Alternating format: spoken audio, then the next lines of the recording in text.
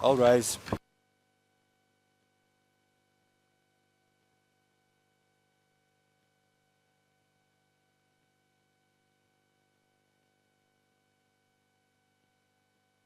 The Kosovo Specialist Chambers is now in session. Be seated.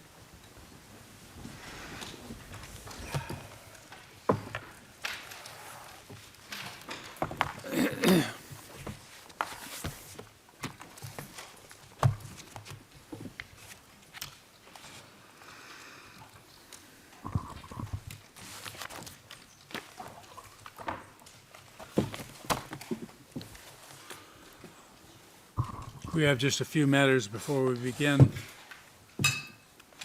First of all, last week. Call the case? Oh, yes, call the case. I'm sorry. Concentrating. Good morning, Your Honors. This is the file number KSCBC 2020-06, Specialist Prosecutor versus Hashim Thaçi, Kadri Veseli, Recep Selimi, and Jakub Krasniqi. Thank you, Your Honors. Last week at our status conference, I'm not sure who asked, I think it was Mr. Misitich, wanted to know and inquired whether the panel had an idea that they were going to call witnesses or call additional evidence. I can tell you we have no present intent or desire to call witnesses or seek further evidence. It's always possible that something occurs in the record that could justify such an action, but at the late stage that we're in of this case, it's not likely to happen, and we feel comfortable advising you of our present intent. Thank you, Your Honor. The accused are all present in court. The record will reflect that. We have two oral orders. First, the panel will issue its ruling on the urgent joint defense request to caution the SBO and related request, filing number F02938. On 17 February 2025, the defense requested the panel caution the SBO to abide by its obligations under paragraph 98 of the order on conduct of proceedings and draw adverse inferences about W04491's credibility from a procedural irregularity that allegedly manifested during the course of witnesses' preparation session. In particular, the defense argued that presenting a witness with the evidence of a legal advisor and requesting the witness to attest to the accuracy of that evidence amounts to leading the witness in an impermissible fashion, and therefore to seeking to influence the substance of the witness's testimony. On 18 February 2025, as directed by the panel, the SBO responded orally that the defense had failed to establish any violation or prejudice arising from the SBO's conduct of the witness preparation session and had provided no legal basis for its request for the panel to draw adverse inferences in relation to the assessment of the witness's credibility. The SBO further argued that the defense will be able to cross-examine the witness concerning the specific information at issue. On the same day, the defense replied orally that the information elicited from the legal advisor was put before W04491 and effectively laundered through him with a view to turning it into the witness's evidence so that, in effect, the advisor became a witness to the proceedings. On the same day, Victims' Counsel submitted orally that it supported the SBO's submissions. Having considered the parties' and participants' submissions, the panel is of the view that the request is without merit. The panel notes that during the preparation session, the legal advisor merely described a domestic proceeding involving W04491 and then noted what the witness told him about the proceeding. During readback, W04491 confirmed that what the advisor had said was accurately captured. There is nothing to suggest that the SBO attempted to influence the substance of the witness's evidence. The panel therefore finds that the SBO acted in compliance with the panel's order on the conduct of proceedings, so that there is no valid reason to caution the SBO. The panel further finds that there is no basis for the panel to draw any negative inference regarding the witness's credibility based on the material recorded in the preparation note. Any determination regarding the credibility of W04491, like any other witness, will be made by the panel based on facts and circumstances that are validly placed on the record of these proceedings and which are relevant to the panel's assessment of the witness's credibility. For these reasons, the panel rejects the defendant's request and orders the defense to request the reclassification or submit a public redacted version of the filing F02938 by Friday, 7 March 2025. This concludes the first oral order. Now the second oral order. On 16 April 2024, the panel granted the SPO's request for the admission of W02677's evidence pursuant to Rule 154, which was filing F02245. On Friday, 21 February 2025, the SPO informed the panel that the parties had reached an agreement to admit the evidence of W02677 pursuant to Rule 153 instead of Rule 154. The panel was also informed that the agreement is limited to the material listed in Annex 3 to the SPO request for the admission of W02677's evidence pursuant to Rule 154. Yesterday, the panel ordered the release of W02677 pending an application from the SPO pursuant to Rule 153. Accordingly, the panel directs SPO to file the Rule 153 application in relation to W02677 by Tuesday, 4 March 2025. It is the panel's understanding that the defense has no objection to such a request. Nevertheless, should the parties wish to file any responses or replies, they may do so following the standard briefing schedule pursuant to Rule 76. This concludes the second oral order. We will now continue hearing the evidence of prosecution witness W04745. The panel recalls that during yesterday's hearing, W04745 requested to be assigned duty counsel. The panel notes that the registry proceeded to appoint duty counsel for W04745. You may call the witnesses and the duty counsel, the witness and the duty counsel into the courtroom.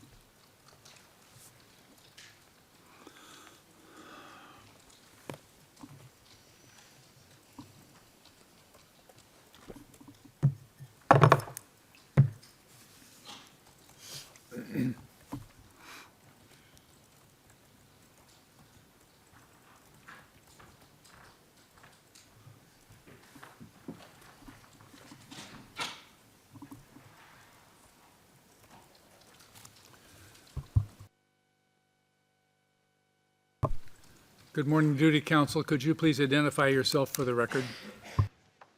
Good morning, Your Honors. Iris van Schalen, duty counsel for the witness, Mr. Ismet Tara. Thank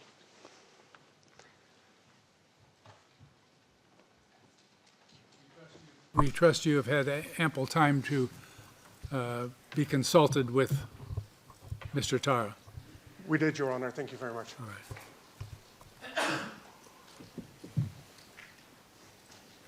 Good morning, Mr. Tara. Today we're going to continue your testimony. I remind you to please try to answer the questions clearly with short sentences. If you don't understand a question, feel free to ask counsel to repeat the question or tell them you don't understand and they will clarify.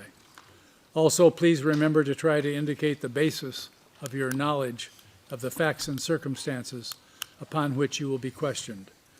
I remind you that you are still under an obligation to tell the truth as stated by you in your solemn declaration. Please also remember to speak into the microphone and wait 5 seconds before answering a question, and then speak at a slow pace so the interpreters can catch up. While you are giving evidence in this court, you are not allowed to discuss with anyone outside this courtroom about the content of your testimony.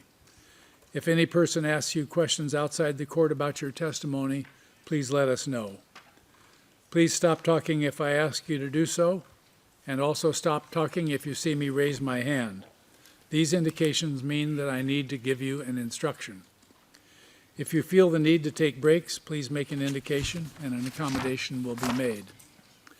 We will now continue with the cross-examination by the defense, a tender of evidence having been made by the prosecution at the close of their questioning. Thank you, Your Honours. We would, on behalf of all 4 defence teams, wish to make our submissions opposing the tender first, because it's directly linked to whether there will be any questions thereafter.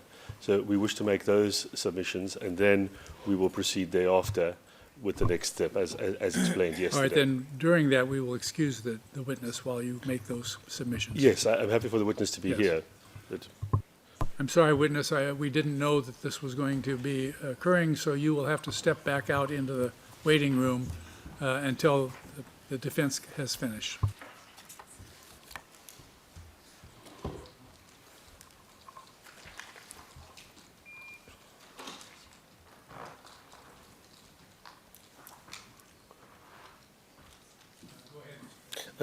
Thank you, Honours. This submission is made based on what the witness said yesterday at the end of his testimony, which is that he was not prepared to answer any questions in these proceedings, either for the prosecution or the defence. There's no indication that position has changed. That is the basis of our submission, that he's not prepared to answer any further questions. And that's why it's important that the issue of the tender is resolved first. And I do renew our request on behalf of all 4 defence teams that a ruling is made on that, because even if an attempt is made to question, then we need to know what we're going to question about. For example, if the unbanked document is not admitted, or the prep note 2 of 26 pages is not admitted, then obviously we're not going to have any questions on that matter. It might take some time to go through all those matters in court if it were to be admitted. The other follow-up point from that, Your Honours, is if there is a sudden change now with duty counsel having been assigned and the witness is now prepared to answer questions, then our submission would be that it can't suddenly start here. It has to go back to square one with the witness being asked examination in chief questions first before we cross-examine. The witness was meant to be a live witness. If he now is agreeing to continue being a live witness, then that would be the procedure to follow. Our submission in relation to the tender of the 3 documents, Your Honour, is that all should be rejected and that a ruling should be made on that before we proceed any further. Our submission is based on the clear text of the rules, in particular Rule 143, which Your Honours may have noted the SPO made no effort to rigorously go through the rule and identify which documents under which part of the rule should be admitted for that purpose. It was brushed over. And we say really what is happening here is, with a witness not giving evidence live, an application is being made for the admission of their statements through the back door, through 153 to 155, which are the proper rules for admitting such evidence. The prosecution knows there's no proper basis to do it under 143, and hence have not gone into any detail as to what the basis for that is. Your Honours will know, obviously, that these rules are dealt with under the heading testimony, statements, and other evidence. That's subsection 2 of the rules. And to state the obvious, but an important point, Rule 143 is headed examination of witnesses. It's got nothing to do with admissibility of witness testimony. That comes under 153 to 154, 155, with the heading admission of witness statements, transcripts. So there's a clear distinction in the rules, and our submission is the drafters would have never intended 143 to apply in this fashion, which we say is a highly unorthodox way of getting in witness testimony and transcripts. Rather, 143 was there for the distinct and narrow purpose of if there is an inconsistent statement, as is set out in 2C, that statement could be admitted, as has happened before in some limited circumstances. But we're not in that realm here. In this situation, what happened was that the witness started testifying, then there was something of a dispute with the prosecution about the preparation note, and then stopped. And that matter wasn't fully resolved. The witness was never asked, what is the document? The nature of the document was never clarified. Plus, Your Honours, as you know, we have said further steps could have been taken to compel the witness to answer. It's speculative to say that he wouldn't change his mind unless he's placed in that situation. One is simply unable to say what the position will be. But in relation to each of the categories... Are you saying that we have an obligation to do something further? We say... Because I think the statute and the rules both use the word may. Absolutely, Your Honour. Yes, Your Honour, our submission is rather that the reason given, which is that he wouldn't change his mind, is a speculative one. We don't know until he is ordered to answer the question and fined and placed in prison. That's our submission. Not that Your Honours don't have that discretion, but we say in circumstances where that step hasn't been taken, we don't know what the outcome could be, and therefore we shouldn't look to, in an unorthodox way, apply the rules simply to take the line of least resistance to get to the point where all the evidence comes in and we just move on and it's all quickly dealt with. We say there should be much more forensic rigor applying the rules systematically to the situation. And in that regard, we say in relation to the transcript, first of all, there is no inconsistency. The SPO hasn't pointed to any inconsistency. They have to rely on B, which is that the witness is not making a genuine attempt to give evidence. And we say we're not squarely in that bracket. He said he will testify if this matter could be resolved. Steps could be taken to resolve that, plus there could be the contempt proceedings brought. So we're not in a situation where inconsistency applies. And in any event, the rule 143(2)B doesn't allow, Your Honours, to introduce transcripts through that rule. You can only do it through 153 to 155, an application that is not being made by the prosecution. With regard to the unmixed statements... That very argument has been presented at the Court of Appeals in the past. Yes, and it was unsuccessful. I understand that, Jonas, but we are relying... Yes, we're relying on the point in particular that we're not in a situation where he's not giving genuine evidence. He is wanting to testify. How do you know he's wanting to testify? Well, he said it himself. I'm ready to testify if this matter can be resolved. And the prosecution have caused this situation by this bust-up with the witness where he's not prepared now to answer. You can argue all you wish, but the prosecution did not set up this. They did not create this situation. I never said that, John. You just did. What I said was this is something which is being caused by the questions that were asked and not resolved by the prosecution. It's their responsibility to resolve it with the witness. And we can't be in a situation where a witness, after him saying repeatedly, if you show me this document, I'll testify, that's the end of the matter. Which document are we talking about? Why was the witness not asked about that?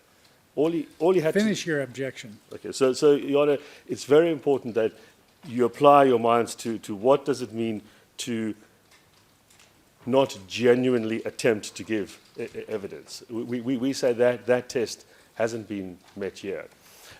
We also say that in relation to the UNMIC statement, yes, their 2C would appear to apply directly because there is a prior inconsistent statement. However, Rule 143 never envisaged that there'd be no cross-examination in relation to that statement. The previous decision that Your Honours made in relation to the case of witness W3780, that's in your decision of F02580. In that case, there had been extensive examination by the prosecution of the witness regarding the documents concerned. Likewise, there had been cross-examination by the defence extensively on the matter, and it was on that basis that Your Honours then had to decide whether to admit the statement. That's clearly distinguishable from the current situation where there hasn't been that cross-examination, and frankly, Your Honours, there hasn't been that examination of the document itself in any great detail. It was only put in the context of trying to resolve this issue of was this the document or not. So it wasn't examined in any great detail, and I would invite Your Honours, therefore, to look very closely at that decision. It can be distinguished from the present situation we are in, and there'd be great prejudice if we were not able to cross-examine on this document. That was never intended with regard to 143. Of course, it could be intended in relation to the other rules, but then the other safeguards there. We don't have the same safeguards in Rule 143. And then finally, Your Honours, in relation to the prep note, two very important points. This is a combination prep note of both corrections to the transcript and then new evidence. Your Honours have never, ever, ever admitted a prep note 2 of new evidence before. You have consistently said, Your Honours, that evidence must be led live, precisely because there is no new statement. It's really a summary of what the prosecution has said about what happened. The witness, yes, adopts it at the end, but Your Honours have never said that can come in without live evidence. So that would be a complete break from practice, and we say one that shouldn't be taken. And secondly, in this case, in relation to the prep note 1 parts, where he did the corrections, and in fact 2 as well, the witness never ever confirmed that he had made those particular comments. As always occurs with prep note 1, the witness has to confirm that those are the corrections he wishes to make.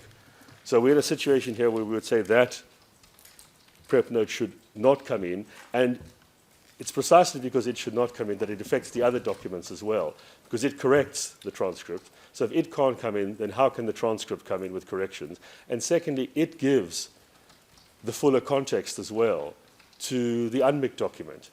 If the prep note can't come in, the transcript can't come in, and then the UNMIC document can't come in either, particularly if this is an end of the matter today, we're not able to cross-examine any further. So we would invite Your Honours not to take the line of least resistance, apply the rules rigorously, and exclude, firstly, the prep note, and then as a result of that, the domino effect must be that all of the other documents cannot be admitted either. And we'd ask that there's a ruling made on that, because that will affect our cross-examination. Thank you, Your Honours. Anybody else wish to join or add? Your Honour, I'd like to preserve our position for the record in line with previous objections made by Mr Mistich on similar matters. Specifically, it's the Thaçi's defence position that the trial panel has an obligation to ensure a fair trial for the accused, which includes the rights of the accused to examine the witnesses against them. The trial panel must counter attempts by witnesses to obstruct these proceedings, as this witness has done, and the rights of the accused by taking all measures that are reasonably open to it to compel witnesses to answer questions from both the SPO and the defence. Where the trial panel omits the prior testimony of witnesses who are refusing to testify and refusing to submit to cross-examination by the accused, without the trial panel first having taken every option reasonably open to it to compel the witness to testify, the trial panel violates the fair trial rights of the accused and commits discernible error. I understand Your Honour's position that it is within your discretion to sanction and hold this witness in contempt. I'd simply draw your attention, as I understand Mr. Mistich has done before, to paragraph 35 of the July 2010 Harad and I Appeals Chamber judgment, where they held that a trial court has an obligation to ensure a fair trial, which includes an obligation to provide every practicable facility it is capable of granting under the rules and statute when faced by a request for a party with assistance in presenting its case. In this case, you have warned the witness that he can be held in contempt. You've specifically warned him that he can be fined, and yet you have effectively refused to exercise your discretion in this regard. The defence submit it would be helpful to understand the reasons why you have refused to exercise your discretion in the face of what is a clear attempt by this witness to obstruct the proceedings in this court.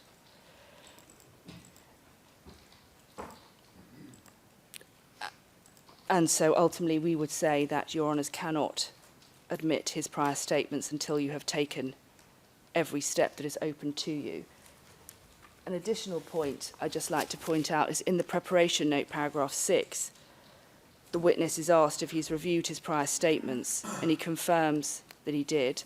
He indicated that he only marked a few changes or clarifications to his statement. It's then recorded as him saying there were, however, some sentences in the statement that he did not fully understand, which he did not mark during his review. He added that he did not... Interpreter's note, could the speakers kindly slow down for the purposes of interpretation? Thank you. ...important and did not require clarification. So contrary to the prosecutor's submissions yesterday, I don't believe we're in a situation where this witness has in fact adopted the prior statements that he made in their entirety, to the extent that paragraph 6 makes it clear that there is some ambiguity in this regard. And that is another reason that the defence say militates against submission. If Your Honours are not with us and you proceed to approve the tender, as you know, yesterday I agreed with my learned friend, the prosecutor, that we agreed that she would not include in the tender 3 items: the meetings at Suleiman Salimi's house, Drayton Lashki, and the interaction with the ambassador. And the prosecutor has provided to us what she intends to tender. There's one aspect of that tender that the Thaçi defence submit should also be redacted. I've discussed with my learned friend, we're not in agreement. If we get to that position, perhaps I could address Your Honours on that point. Thank you.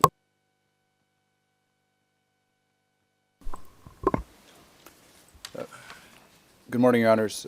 I join and support the objections made by my colleagues. The basis for the admission of these documents has not been established.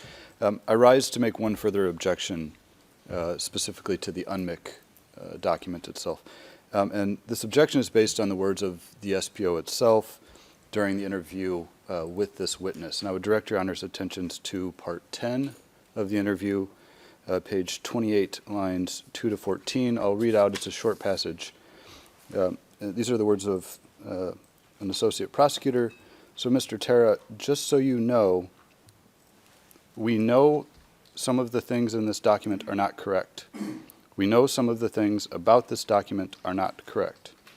You've been interested in the documents that relate to you.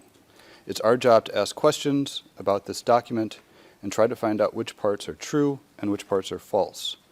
I would like to continue to go through the document, and you tell us what's true and what's false, but as we've said, and I'll repeat again, you have an absolute right to silence, and we do not have to do that. But that's why I'd like to go through this document. There are a number of things we know are false in this document. We want to find out from you which things are false and which things are true. So, Your Honors, the SPO is conceding from the outset that this document that they're now tendering contains falsehoods. However, they've tendered the document without setting forth or distinguishing what they perceive to be falsehoods, and they've done through the only witness who can actually speak to the document. In the absence of making an offer specific to the document, in light of the SPO's own comments to this witness, we say that the document fails to meet even the most basic standards for admissibility. This is not a matter of weight. We submit that there can be no probative value at all given to a document in these circumstances. And so we would ask that you reject the document on those grounds. And also in that point, that's why we ask that there be a decision made immediately on the admissibility of this document before we go forward. Thank you. Thank you. Your Honour, we joined the submissions previously made. I have a couple of further observations which I'll make briefly in relation to the 2001 UNMIC document. First of all, we don't accept that it's established that this is a statement of the witness. Your Honours have previously defined a statement as a record in any form of what the witness has said. For example, in filing 2580. We would say what distinguishes this case from previous examples is that we have a witness who's clearly saying to the panel that he didn't say this. He said that yesterday at transcript 25519, lines 8 to 9. No, it was somebody else who said that. He said much the same thing in his 2019 interview, in which at part 10, on various occasions, he said things like, page 23, line 25, I've never been interviewed by anybody regarding this. This is only the imagination of Anna Vanosy and others. And of course, Your Honours will read part 8, part 10, will have read part 10, will take a view on his comments as a whole. But in our submission, a fair reading of that is that the witness has consistently denied that this is a statement of his. There's no evidence before you of any steps taken to verify that statement, for example, through contacting Anna Vanosy or any of the 3 other people who appear named on that document. And in those circumstances, we would say it doesn't get over the first hurdle to be admitted as a statement. If you're against me on that, Your Honours, the next question would be one of authenticity. I'll be very brief. It's not signed by this witness. It's a document that he has said contains fabrications.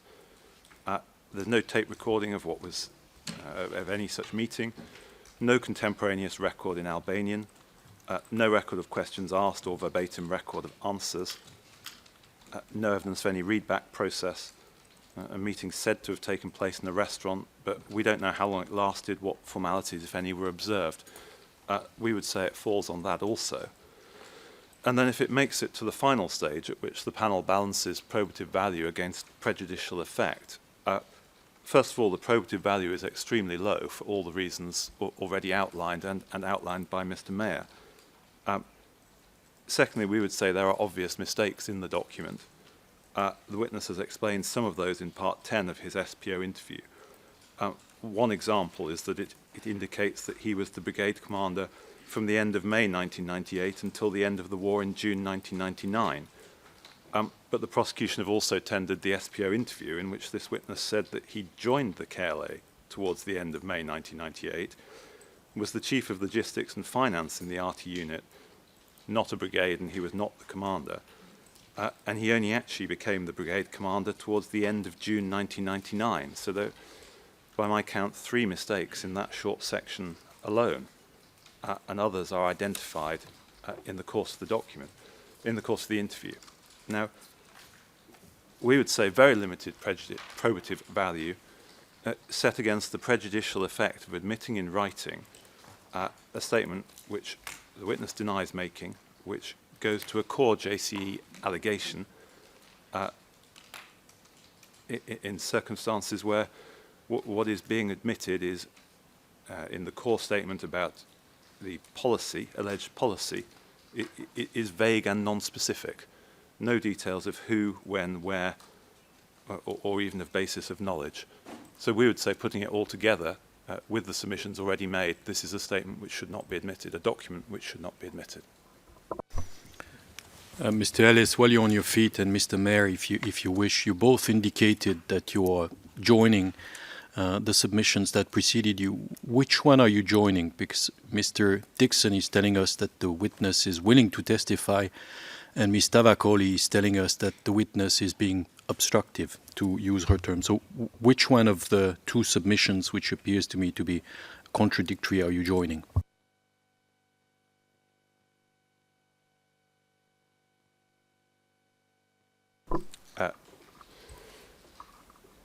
Your Honour, I was joining in particular the submissions that were made as to admissibility by Mr. Dixon. So you're not taking a position on whether he's willing to testify or is being obstructive?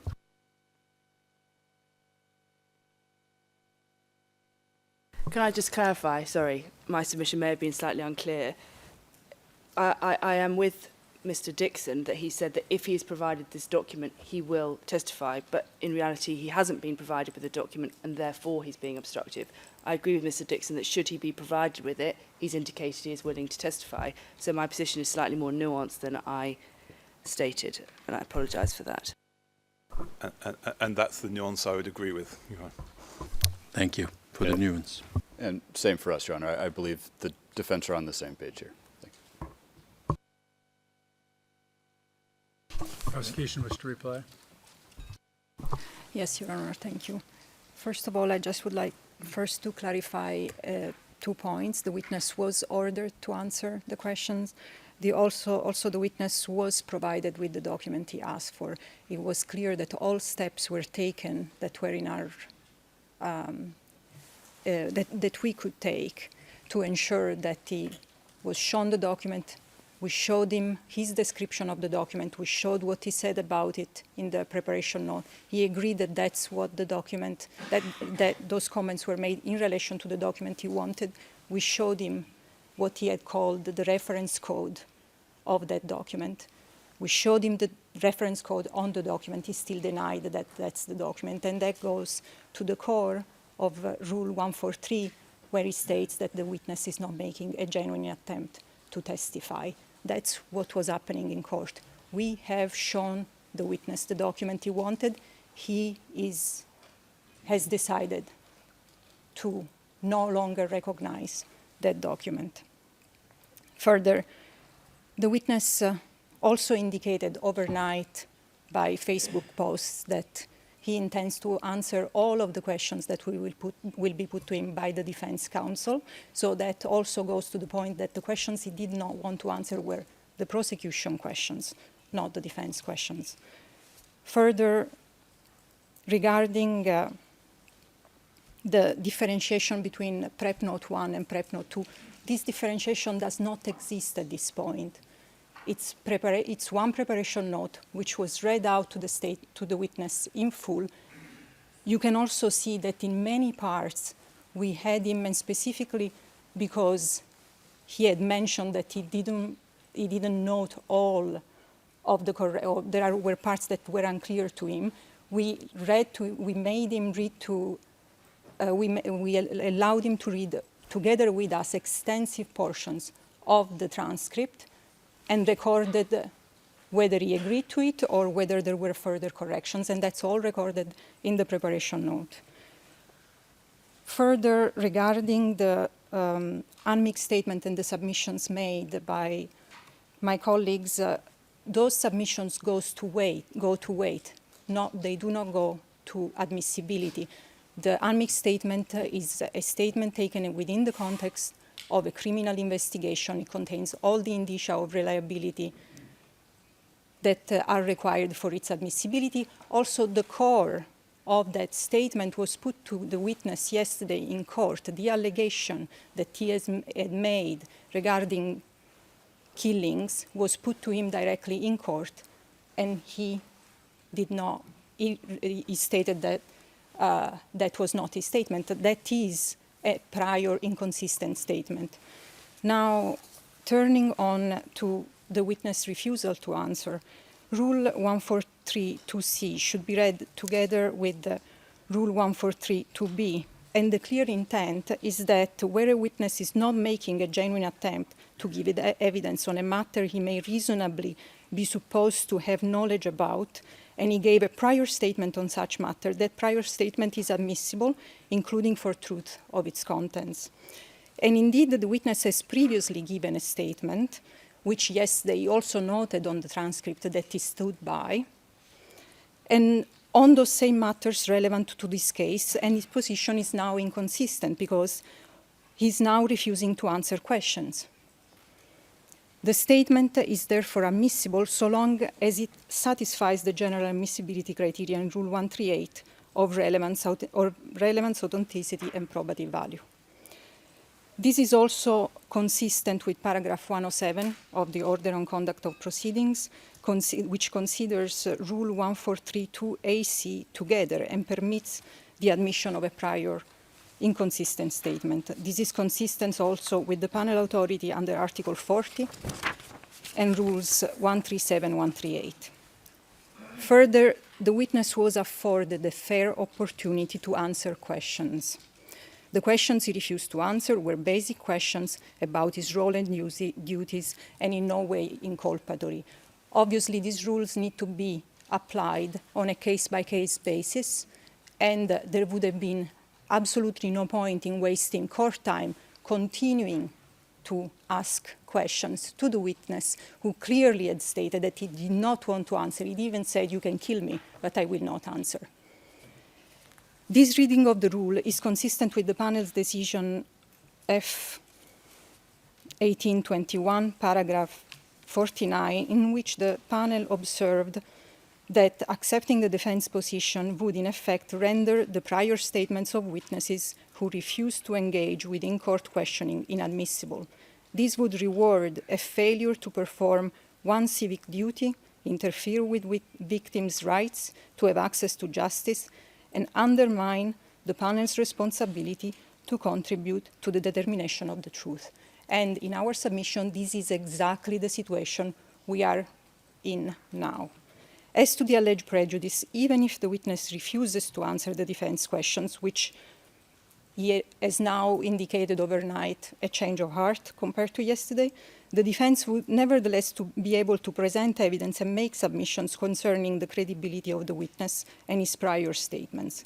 In this respect, the defense can tender any document that intended to put to the witness in cross-examination and call any witness it considers necessary during the defense phase. And one final point, I would also refer the court to F01821, paragraph 30, in which the panel found that the inability of the defense to cross-examine a witness does not, without more, render the evidence of a prior statement of such a witness inadmissible.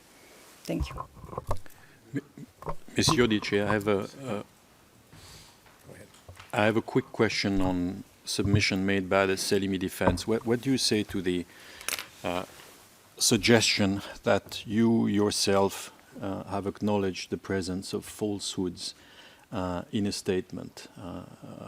How would that affect our decision to admit or not to admit in your submissions? Yes, Your Honor. Those discrepancies were discussed in the SPO transcript that we are tendering, and they are focused on the date, the time frame of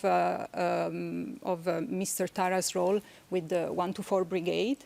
We also, in our submission, did not start in May '98, and to the lack of hierarchy within the KLA. Those are the parts that we believe to be incorrect in that statement. Thank you. Mr. Dixon, you had a response. Just briefly, 2 points. One on the Facebook posts. We really should be litigating this case in court, not on Facebook. What the witness said yesterday on the record is what we based our submissions on. And in fact, in many jurisdictions, what the witness has just done on Facebook would be another contempt in and of itself. And it just shows that when the witness thinks that he's able to do whatever he wants, this is what happens. He's on social media sensationalizing as he's wont to do. And I think we're in a very dangerous position if we rely on what he's been saying on social media to decide whether documents should be admitted. So my submission and all of our submissions are based on what's on the record yesterday. He said he was not going to testify unless this document was given to him. And no one has asked, and we are unable to do so, but no one has asked what the document is. Get him to identify it so that that matter can be clarified. Thank you. Thank you, Honours. It had been our intention and my announced intention that we would await ruling on this until the close of cross-examination and any redirect. But since you've all asked together that we make a ruling, we will rule on admitting these documents as submitted under 143(2)(b) and C, 138, and the rules on conduct of proceedings. We'll file a reasoned decision later on. We can't do this right now. Please bring the witness in. Your Honor, if I may, there was one additional line that I agreed to redact with. You do agree to it? There is one additional line, yes, that was proposed by my colleagues from the Thaçi defense, and we agreed to. Can you identify it, please, for the record?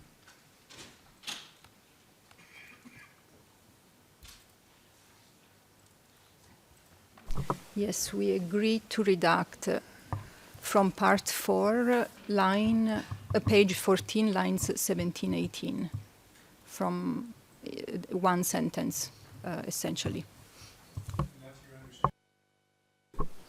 Pardon, sir, I didn't hear. Is that your understanding? Yeah. Yes, that's my understanding. That's what the prosecutors agreed to amend her tender that she sent in writing. We disagree. I'll just put that on the record. We also invited the prosecution to remove page 22, line 23 to page 23, line 2. The prosecutors has refused to do that. We say that it's about the phone numbers of Mr. Thaçi, Kadri Vaseli and Haradinaj. We say they are clearly linked to the conversation with Dreton Lashki, and that's the context in which they were asked about whether or not this witness was communicating or trying to communicate with Mr. Thaçi through Mr. Laichi, and we say therefore they form part and parcel of the interactions with Mr. Laichi, and therefore to be consistent with the agreement with the prosecution they should also come out. The prosecutor's position, as I understand it, is that they go to this witness's ability to contact those individuals in 99, which may be the case, but that was not the context in which they were asked, and it makes no sense to leave that sentence in as it stands. Yes, Your Honor, in our position, that specific sentence relates to his role in 99 and whom he could communicate with in 99, and it's unrelated to the rest of his evidence. If it's not agreed upon, it's admitted as I already admitted it. So that's all. We will proceed with the witness. Please bring the witness in.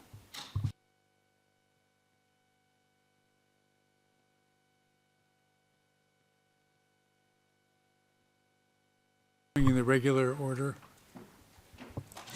You're first? All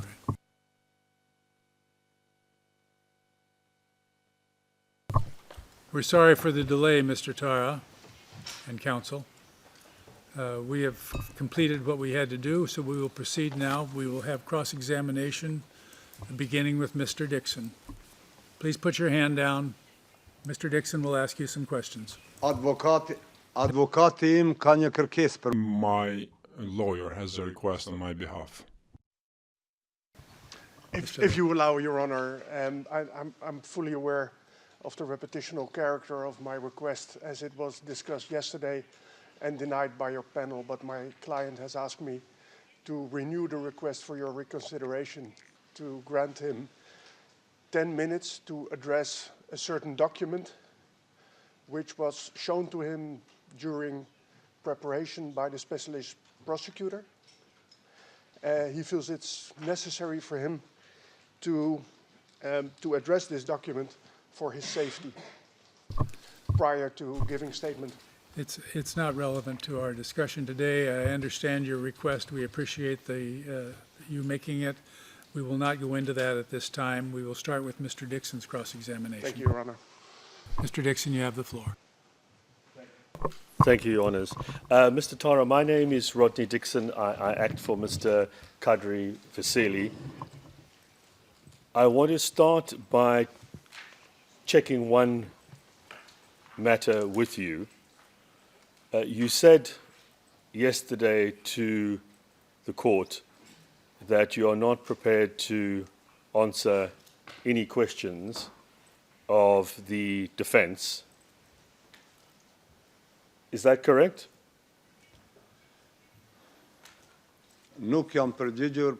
I did not answer because of my suspicions in relation to a document in which I was described in my interviews in 2019, an interview which took 32 hours. That descriptive document was never shown to me. It was only shown to me for the first time during the preparation session with the prosecution. That's a source of grave concern to me, that document that is. Your Honor, even if you did not allow me the opportunity to express my concern that I asked for earlier, I will, however, answer to all the questions put to me by the defense. So just so I can understand. Just a moment. Bear in mind also that you will also then be questioned again by the prosecution, and you will have the same obligation to answer those questions if you answer these questions. Do you understand that?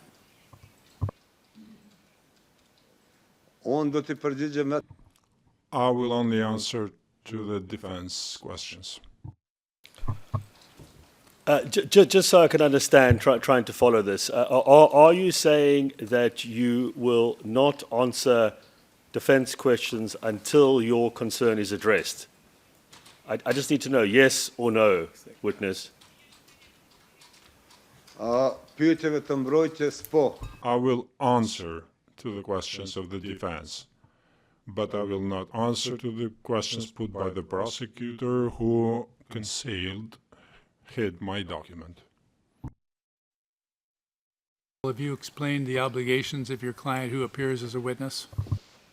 I have, Your Honor. He understands the risk? He does, and if need be, I could request another brief intermission to readdress this subject if it arises. It has arisen. Well, if it pleases the court, I can address my client once more right now, or we can wait until after the questions by the defense, and if it arises then I can do it at that moment.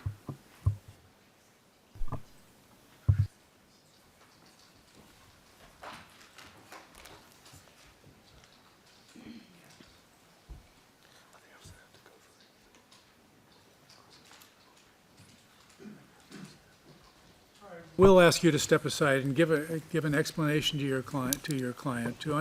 Just a second. So sorry. Make sure that he understands the obligation that he undertakes when he answers these questions, that he will then have to answer redirect questions. It's considered by the court as essential. I understand. We will step aside for 10 Your Honor, minutes should we or take so. the break at this point? Yeah, we can. Then that can be used. We're taking a 10-minute break at this point anyway, so Yes. that's fine. So go ahead. You may leave the courtroom now.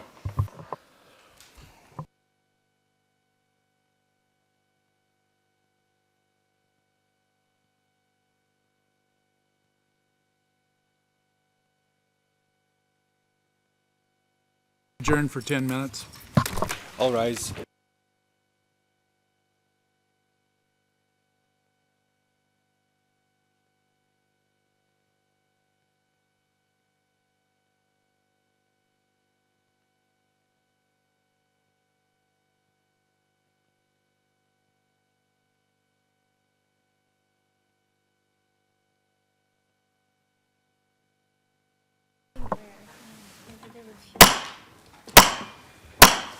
All rise.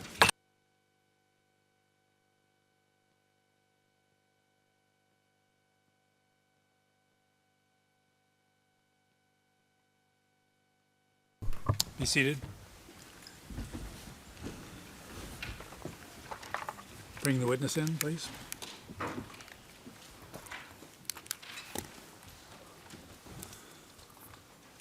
We'll finally get to your cross-examination.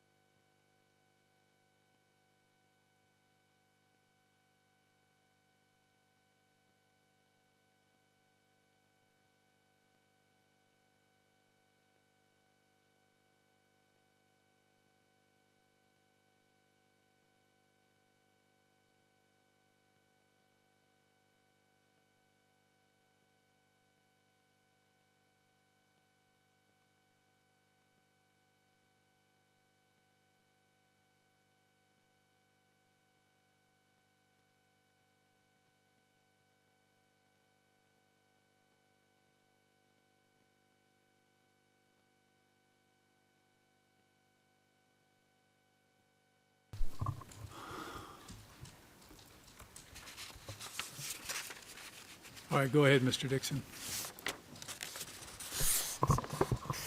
Thank you, Your Honours. Mr. Tara, can I just clarify what exactly the position is now that you've had an opportunity to consult with your counsel? Are you saying that you are prepared to answer questions, and whose questions? Asked and answered. Overruled. Go ahead. You may answer.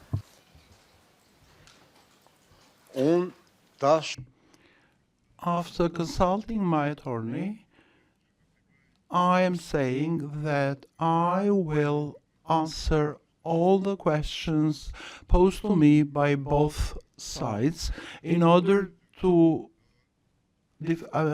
help the defense. I will answer also the questions asked of me from the prosecutor whom I have my doubts about. Mr. Dixon. Yes. So just to be clear, you will now answer questions from the prosecution. Is that what you're saying? Yes. Provided that she asks me the same questions about the same topics that you will ask me. Look, Mr. Tari, you don't get to set the rules in this court. I'm asking a straightforward question. Will you answer any questions that are put by the prosecution? If they are supplementary questions to the questions you will ask me, I will answer her too. But if she asks me about things that do not fall within the same scope of your questions, I won't. Mr. Tari, you'll find out that'll be for the judges to decide, not you.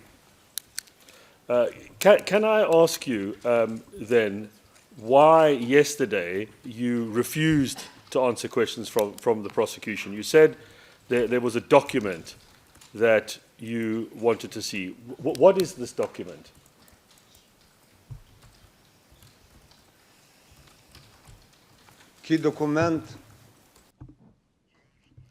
This document that has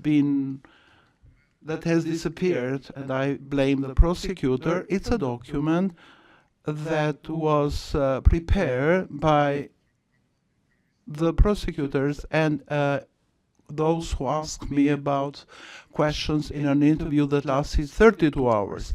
The document was not shown to me, was not given to me ever to read, and I never signed it, and I had no knowledge about that document for all these years.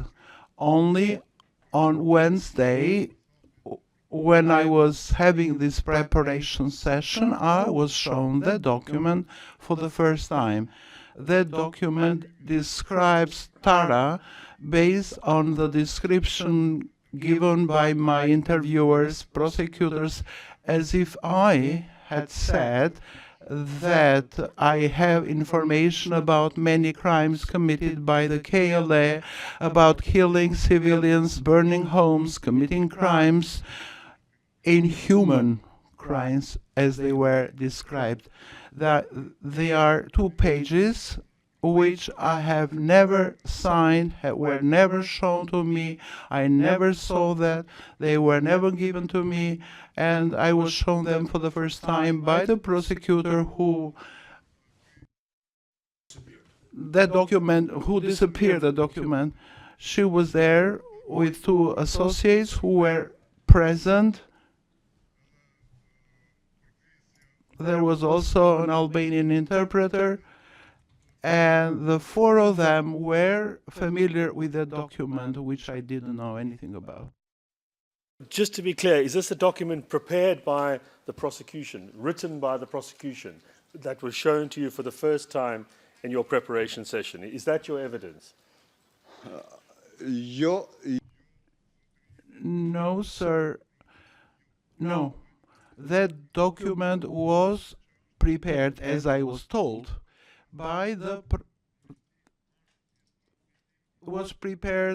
interviewing staff during the interview that lasted 32 hours in 2019. But as I said, I never saw that document. It was not written in my presence. It was not discussed with me. It was not given to me to read it and was not signed by me. But it's a general description, I was told, about the way they saw my interview. It's their notes. Microphone, please. Sorry, just wait. Okay, carry on. It's okay?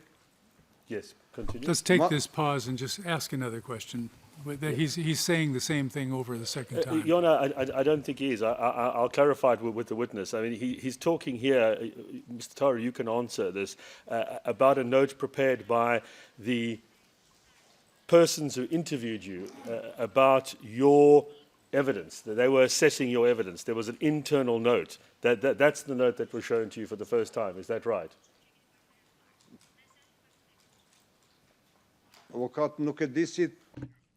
I don't know how to explain it. The prosecutor told me that this document was prepared on the basis of the interview done to me in 2019, and I had not signed it. She asked me whether we had discussed it and whether I had signed it. After reading it, I started to cry, to shout. I read one page of it. When I saw how I was described in it, I was so sad and I lost control of myself. And I started to be afraid. I feel afraid even now in relation to that document, if that document is not made public and not said that this is a description that does not describe really who I am. After my interpreter read it out to me. I have now, thank you, a description finally of the document. We will make inquiries about that document and we may well come back to you with some further questions about it. But for now, I'm going to move on to some other questions. You understand?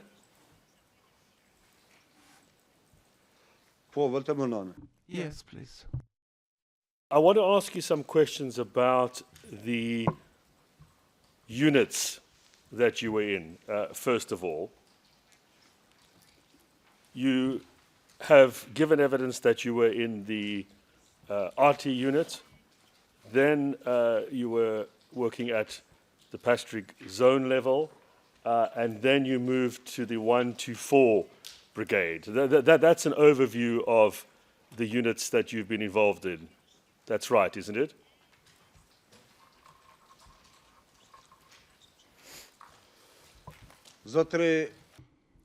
Sir, initially I went to provide aid. Just answer my question. That's a correct description of the different units you were involved in. If there's another unit, tell me, but don't go here into an entire background, which is not what I've asked you to do. Yes, I was, as you described it, in those 3 points. In addition to that, I helped the Likov's staff. I provided assistance there, gathered from the population there. I provided whatever I could, foodstuffs, medicaments, whatever they needed in Likov's, Rezal, and Pluzhin. The same thing I did also in Drenoc. But for the first time, as soldiers, I enrolled in RT staff of Rahovec. What you put is correct. Then I was transferred to the zone command, and after the war, 15 or 20 days afterwards, I was given the official task of commander of this brigade 124 of Rahovec in the Pastric zone after the war. Thank you, witness. You've done exactly what I said you shouldn't do, which is give a whole description. So if you could try and keep your answers just limited to the questions I ask. I will go into some of these, for example, the 124 Brigade, in a bit more detail. But if you could be led by my questions only, we'll get through this a lot more efficiently. Please, you understand?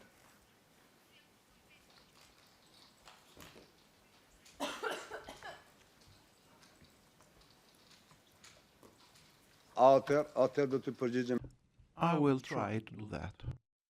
Now, you said in your SBO interview, this is 2019, I'm going to just quote for you so that you hear it, and then you can tell me if you confirm that, and I will ask you some questions about it.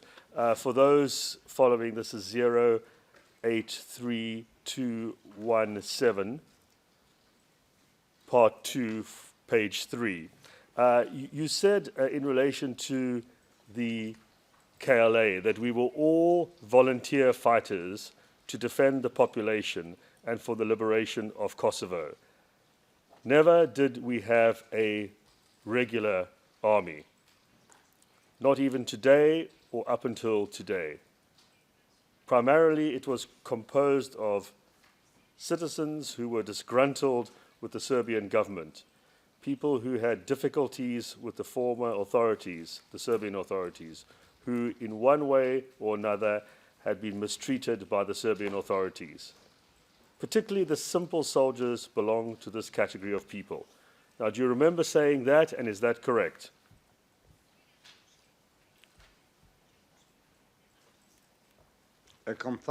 I said that, and it is completely true. And you said, and this is at page 15 now of the same part, that there were rumors that were spread amongst the people to give the impression that we had a regular army.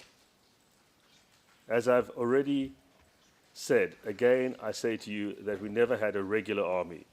Do you remember saying that? Is that correct?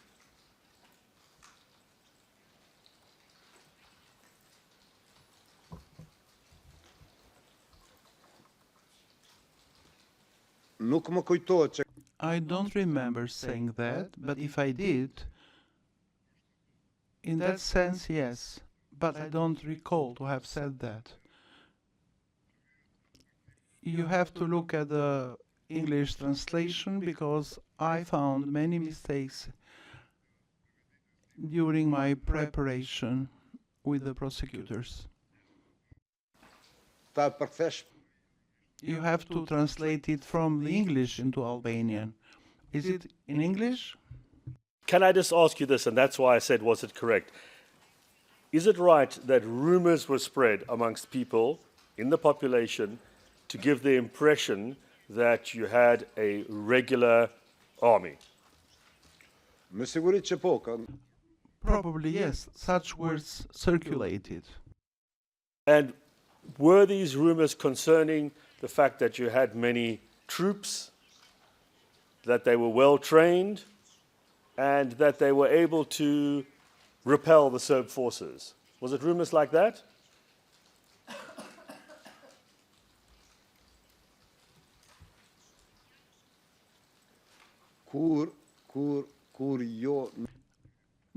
We never ever had a regular army, never. Yes, but could you just answer the question that I've asked you? What were the rumors, if you know? There were rumors to that effect that soldiers of the KLA are getting together to liberate Kosovo. Yes, thank you. Now, you've also said, and this is at page 15 again, further down, that when you were forming brigades, and this is in the context of after the Serbian offensive in the summer, that they didn't have more than 150, 160 in them. This is units, brigades, you say. It was political. It was a political attempt to make the public acquainted or have the impression of an army in Kosovo. That's my knowledge. Is that right, what you've said there? In that interview, I said that until my return from Albania, after 20th of September, I never heard that there are brigades of the KLA.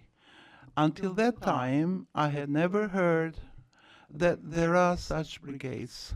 Only I knew of the local staffs in towns, in villages all over Kosovo.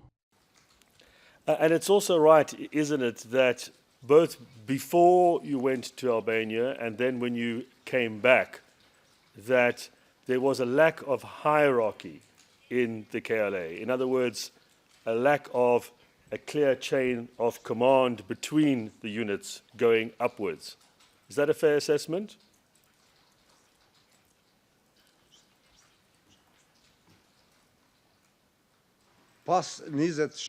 After 20th of September, people said that we need to organize in brigades, but until the end of the war, the brigades never had more than 400, 500 soldiers. But there were rumors about the organization of brigades. This happened after the appearance of the Pashtric staff. So there were rumors about the organization of the KLA. You've said that. Was the impression also being attempted to create this idea that there was a hierarchy when in fact there wasn't anything like that in place properly at that time? Sorry, Mr. Dixon, could you clarify the time frame? And also, Mr. Witness, when you refer to the 20th September, could you clarify what year you're talking about? Thank you. Yes, thank you, Your Honor. I had understood that we were talking about the 20th of September 1998. Is that correct, Witness? Yes, after 20th of September 1998, when in Kosovo there were no more than 300 or 400 soldiers for the KLA. Yes, and that was the time period I was asking about, that you were also at that time spreading rumors about there being a regular army with a hierarchy, when in fact that wasn't the case in reality. That's what I'm putting to you. Is that a correct assessment of the situation at that time?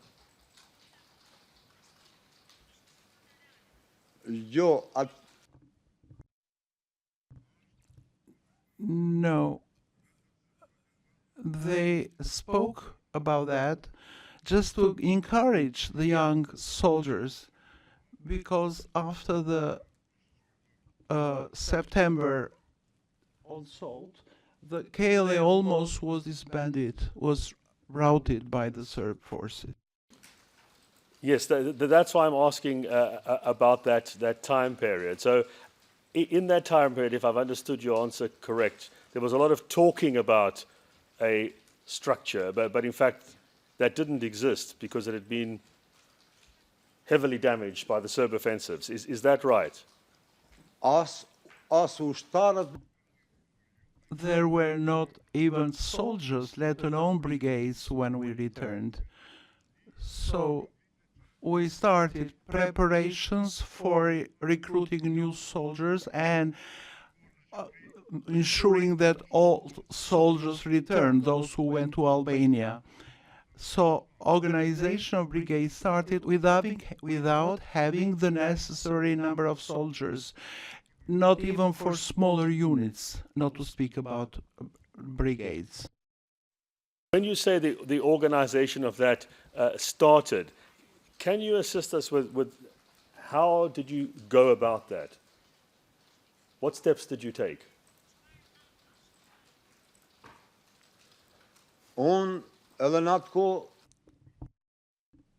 I was at that time still responsible for the finance for the RT unit of Rahovec and responsible for logistics,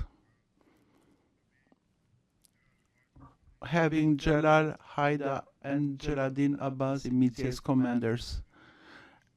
And I continued to perform that duty after I returned. In Kruše Made,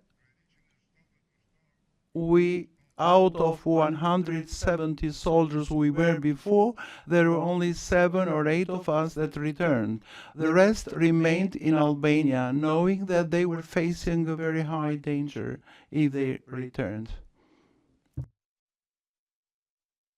Yes, understood. Now, going back for a moment to the time, this is before you left to go to Albania, at that time, there was no hierarchical structure in the KLA either, was there? No, there wasn't. Never. With regard to the different units that you've described at that time now, I'll come on to the later period, but at that time, were you able to know always who was within your units? Or was it quite random? People would join, people would leave? That happened, of course, but enrollment of the soldiers who came to the RT unit was done by Professor Sabaudin Sena. He kept regular notes. He described the dates when they came there, when they were born, very detailed information about the soldiers who joined. Even though I personally didn't know all the soldiers, because as I said, I was responsible for finance and logistics. I had nothing to do with the soldiers, actually. But to your knowledge, in your unit and other units, did people sometimes join without you knowing, or associate themselves with your unit without you knowing? Asked and answered. Overruled. Go ahead.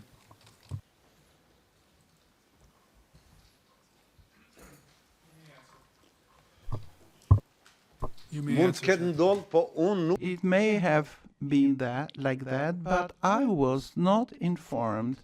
I already said that I was chief of finance and logistics, and that I had nothing to do with soldiers. This is from what I know in general, but I don't have specific information about soldiers in other points or even in the RT unit, where I am one of the co-founders together with my 3 commanders. Right, that at that time you didn't know what was happening outside, essentially, of your unit, or what was happening in other zones? No. Going then to the period now when you come back from Albania, so this is September onwards, your role, as you've said, was in the zone at that stage. That's right, isn't it? No, my role in the zone was after the killing of Commander Tony and Mitsi. And we performed that role for a while after the murder of Tony and Mitsi in November 98. It was then that we started the role to collect the soldiers that were spread out in villages, and some who had not gone to Albania or soldier. We were waiting for soldiers to come and join us as RT unit, not as a brigade, as a battalion. As we were as RT unit until the death of Tony and Mitsi, that was on the 6th of November. So it was at that stage, that's what I was wishing to clarify, that you were then appointed by Commander Drini to work within the Pastric zone structure. Is that correct? This happened after the New Year of 98. That is, in 1999, on the 1st of January, I went to the Drini command in the Pastric zone. Yes. And it was Commander Drini at the beginning of 1999, is that your evidence, who appointed you into that position to work on finances and logistics at the zone level? Commander Drini was there, but there I was only responsible for the finance, not for logistics anymore. I was a member of the command of Pastrik Zone, responsible only for finances. Yes, and that assignment was given to you by Commander Drini, that is right, is it? Yes. Yes. Into that position with the general staff of the KLA being involved in any way, were you?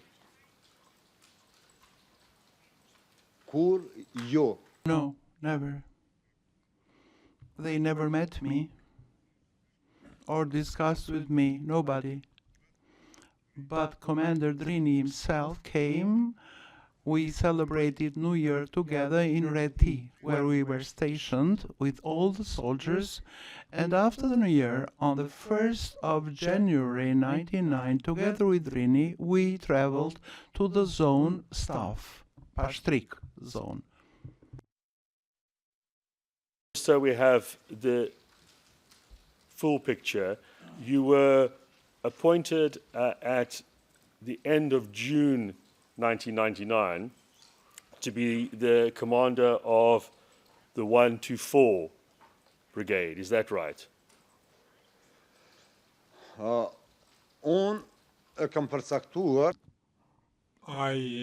have pointed this out, but I am not absolutely certain about the dates, because at that time, when I returned to town, I came back as Chief of Finances for the Pastrik Zone, and I was answerable to Commander Drini.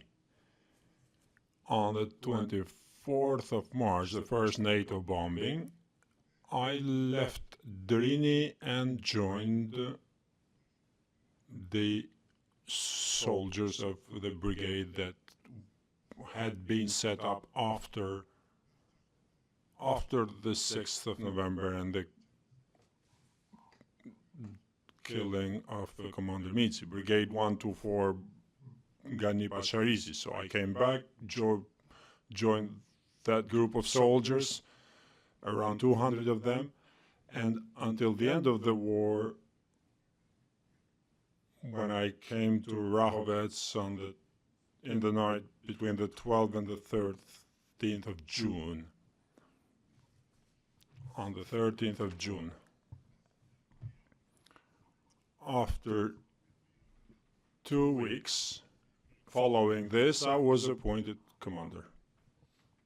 I understand. Sorry to interrupt you. I just wanted to confirm that you were appointed around that time, and there was no need to go, if I may say so, into all of the background. If you could just focus on... More or less.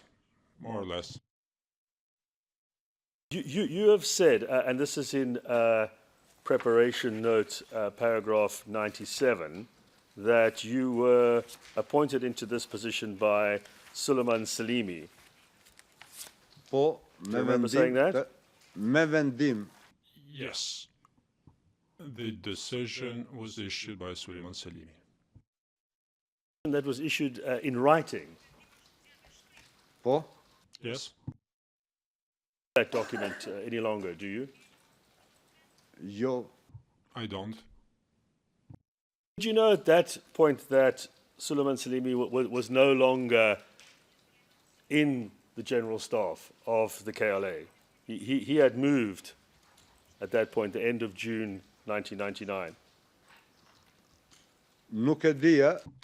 I did not know that, but I received my appointment from Suleiman Salimi as a commander of Brigade 124 after my arrival in my town, Rahovets.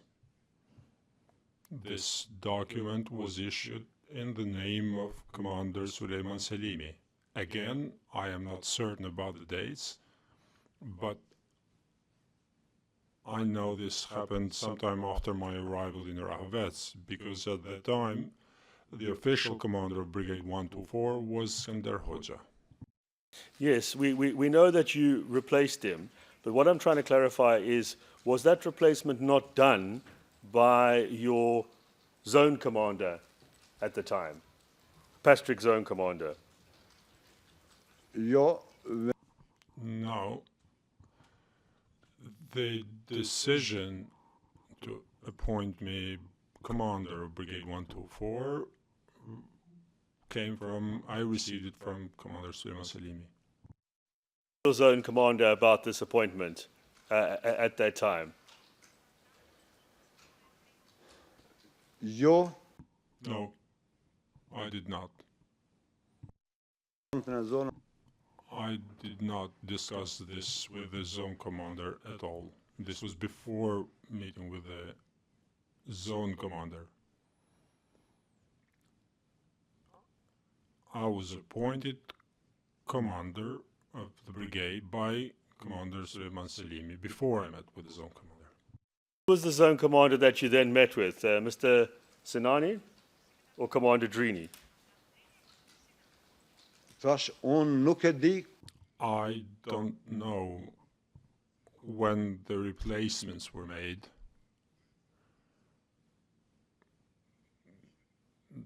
Tahir Sinani with Commander Drini, that is. But I met them after my appointment, when we had the weekly meetings with the zone command in Prizren. And I was informed that Commander Drini had been replaced by Tahir Sinani. I don't know when this happened. I was not, starting from the 24th of March and the beginning of the NATO bombing in Kosovo until the liberation of Rahovets, I was not present and I did not meet with Commander Drini. There's been evidence in this case from Bislam Zairapi and others that those at the brigade level were appointed by the commanders of the zone, not by those higher up. Could it, let me just finish the question. Could it be that you are incorrect here, that in fact what happened was that you were appointed by your zone commander with the confirmation thereafter of Salimi?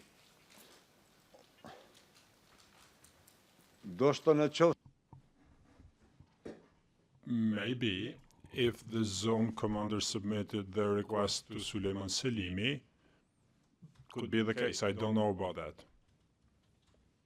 However, I received my appointment from Suleiman Salimi, but I am not able to know whether he submitted this request to him. The process that went into your appointment, is that right? Correct. This time period, this is, we're talking about June now, 1999, and beyond that. Is it correct that you were not aware at that time of all the soldiers who were in your brigade? You knew some of them, but you didn't know many of them.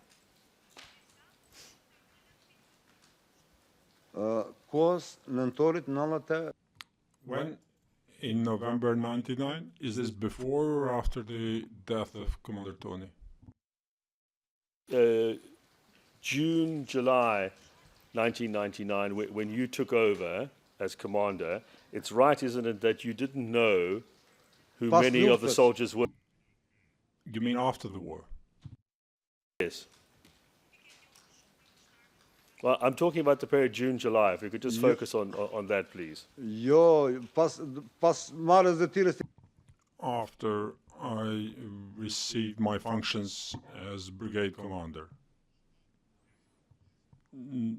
I knew very few of the members of the brigade because over 1,000 soldiers came in the area who had fought in the Pashturik battles and other battles,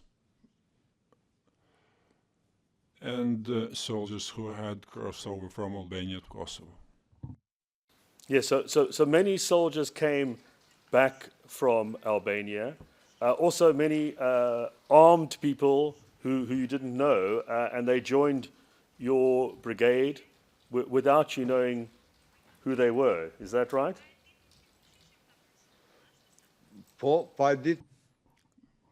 Correct. I did not know them. They would have a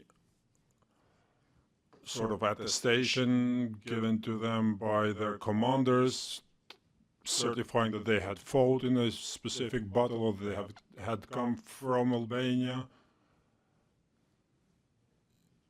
So and people who came also from the Rahovec area and the surrounding villages, so they registered as members of my brigade without me knowing them. And is it also right that many people came and just weren't part of any brigade? There were armed gangs, there were irregular fighters that were operating in your area?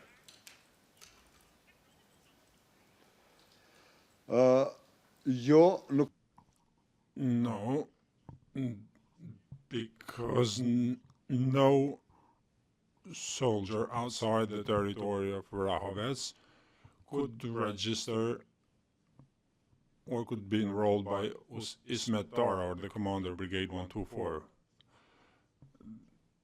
That person would be directed to the zone, the village, or the town he belonged to. Yeah, I'm not talking about registration, Mr. Tara. I'm saying it's correct, isn't it, that there were many irregular fighters that came back or were operating at that time that you didn't have control over? Objection asked and answer. Sustained. Your Honor, I didn't ask him about whether he had command over particular soldiers. He's talked about his soldiers. I'm asking if there's soldiers he didn't have control over who were there. Then rephrase your question. Okay, thank you, Your Honours. Mr. Tari, you've heard the exchange. What I'm wanting to ask you about is whether there were armed persons that you didn't have control over who were operating in your area.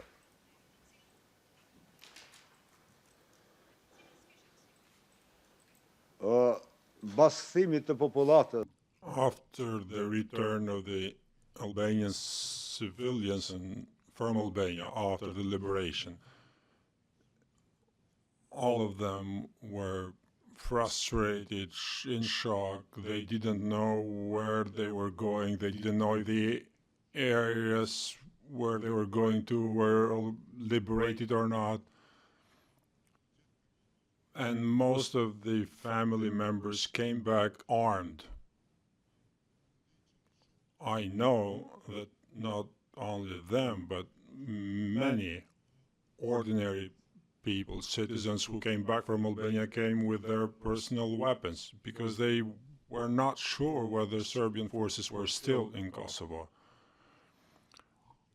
I do not know the details about specific persons, but there were such people, yes. Thank you.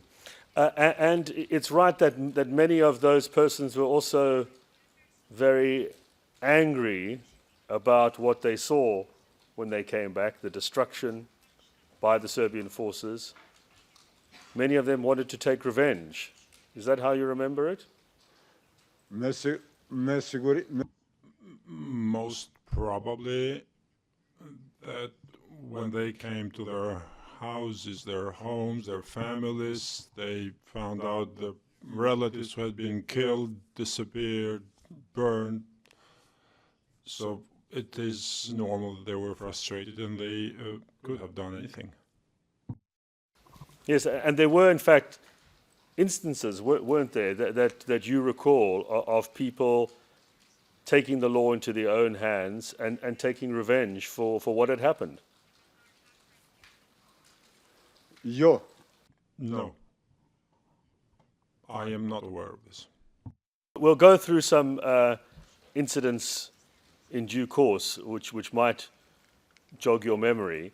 But would you agree with this, that at this time it was a chaotic period, many armed people in the area, and it was difficult to control the situation? Is that a fair assessment of that time? Let's make this clear, Your Honor. At the time when I came there as a commander in the town of Orahovets, I was not in charge of the safety or security or anyone. This responsibility was taken over by KFOR and UNMIC. I was cooperating with KFOR and UNMIC regarding any problems that could occur.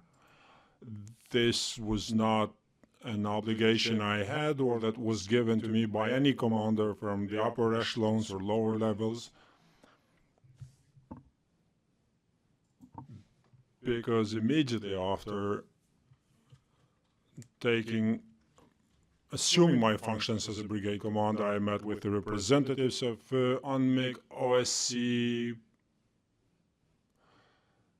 and it was made clear to me that I could not perform those functions. I did not even know where my soldiers were, those soldiers that were mine. The whole brigade consisted of 200, 250 soldiers. We did not have barracks to place them in.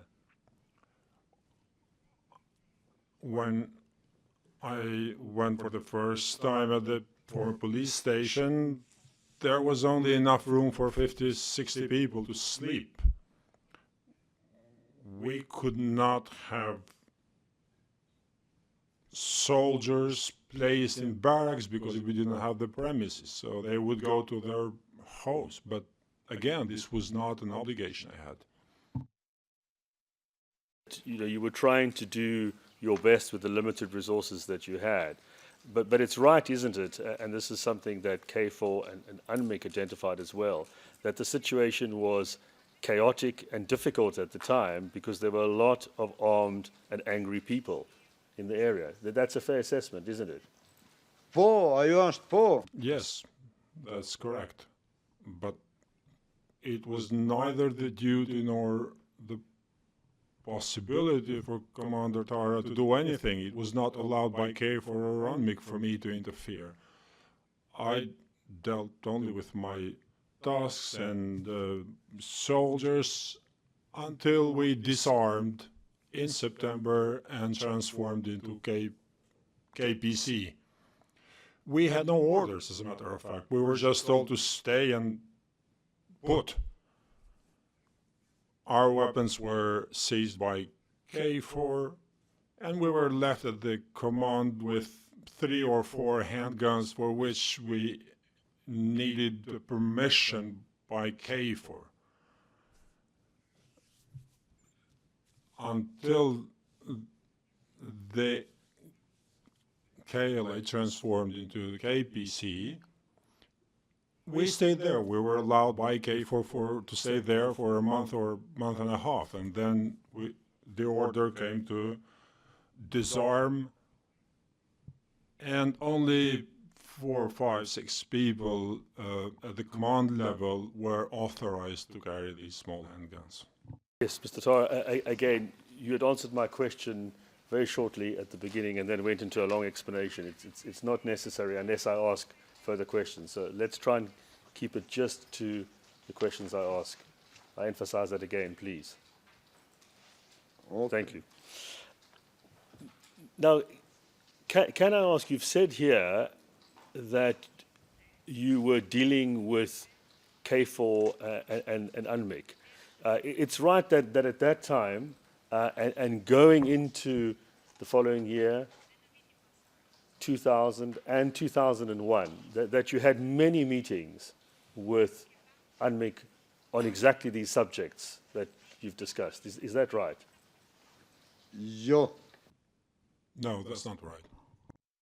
Okay. That's not correct. before New Year's 1999 and onwards, I did not have any other meetings.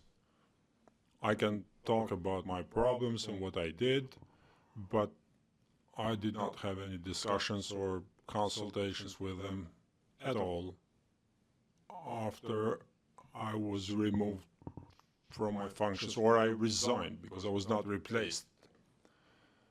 I resigned after the Russian forces left the Rahovets area.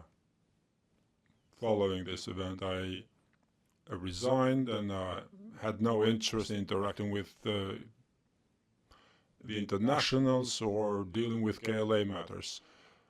But it is also possible that I received TV crews or journalists for an interview or something. I was visited by people. That is possible, but I did not have regular meetings with anyone.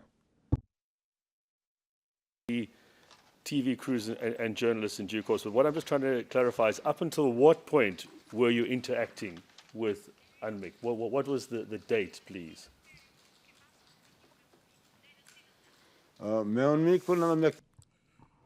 Officially, we met with UNMIK and KFOR or the OSCE every day, regularly, as long as I was brigade commander. These were daily meetings, or even 2 or 3 times a day, if I could help them in solving a specific problem.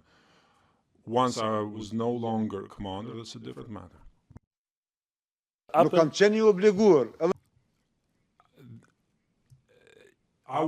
didn't have to do this.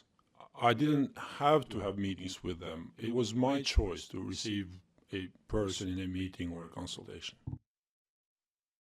Time period. So it was up until you left being the commander of the 124 Brigade that you had regular meetings with UNMIK and KFOR. Is that right? Yes. Yes.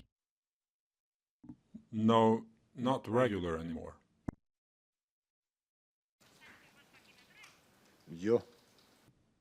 No. Sorry, I just need to understand this. So you say you had constant interaction with UNMIK and KFOR up until the time you left being commander of the 124 Brigade. Is that right? Right. That's correct. And it was my duty. I had to.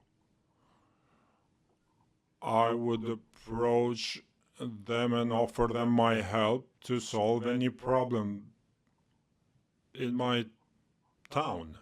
And it was also my duty as a commander, but once I left this position, I had no further obligations. Why would they have asked for a meeting with Smetara after this?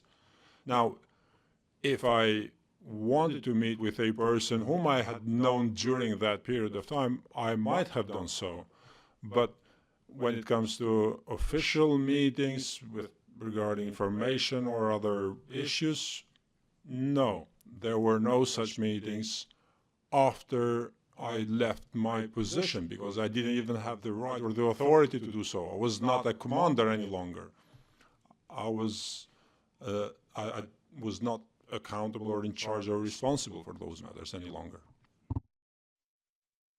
Time when you were the commander of the 124 Brigade, it's right, isn't it, that a lot of people came to you asking about missing persons, trying to find where their missing relatives were?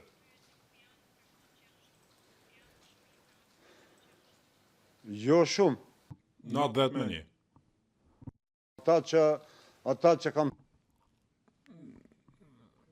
Those who had problems and had some connection with me, yes, they did, but not many people. I know there are some matters that are, for which there is a connection or related to me. They did approach me, but others, no. Smetara was not there during the war. He was in Reti, he was in Pashtarik, so he can't possibly know about events that occurred in Rahovets. Let's look at some of the persons who did approach you. I said I would come to some examples. In your preparation note, that's at page 19, paragraph 106 onwards, you talk about the Dedic family. Do you recall that? Yes. Dedic's disappearance. You met his parents 4 to 5 times, you say, both at the police station and on the street nearby, until the meeting with K4. Is that right?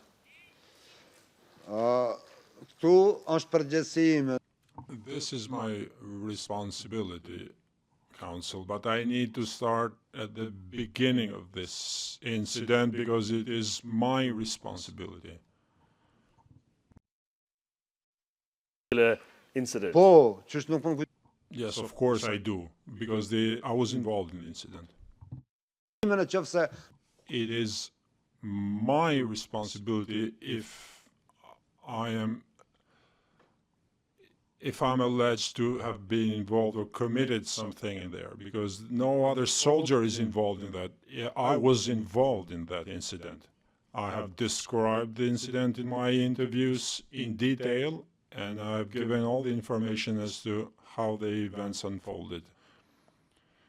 I'm telling you the absolute truth, 1000% truth, because I know, because I was involved in this. That Mr. Dixon gives to you, and he'll ask you if he needs more information. Yes, thank you, Your Honor. That may be an appropriate time to break if that's convenient for the court. Fine, thank you. Okay. We will take a half-hour break at this time. Mr. Van Stralen, we break regularly at this time from 11 till 11:30. You may both leave the courtroom now.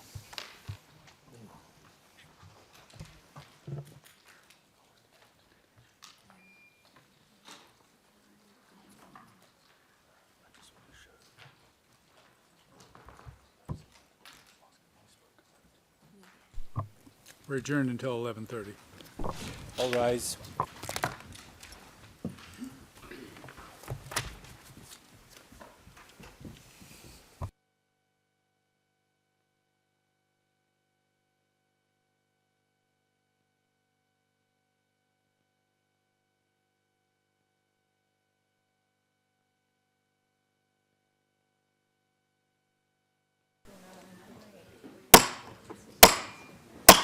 All rise.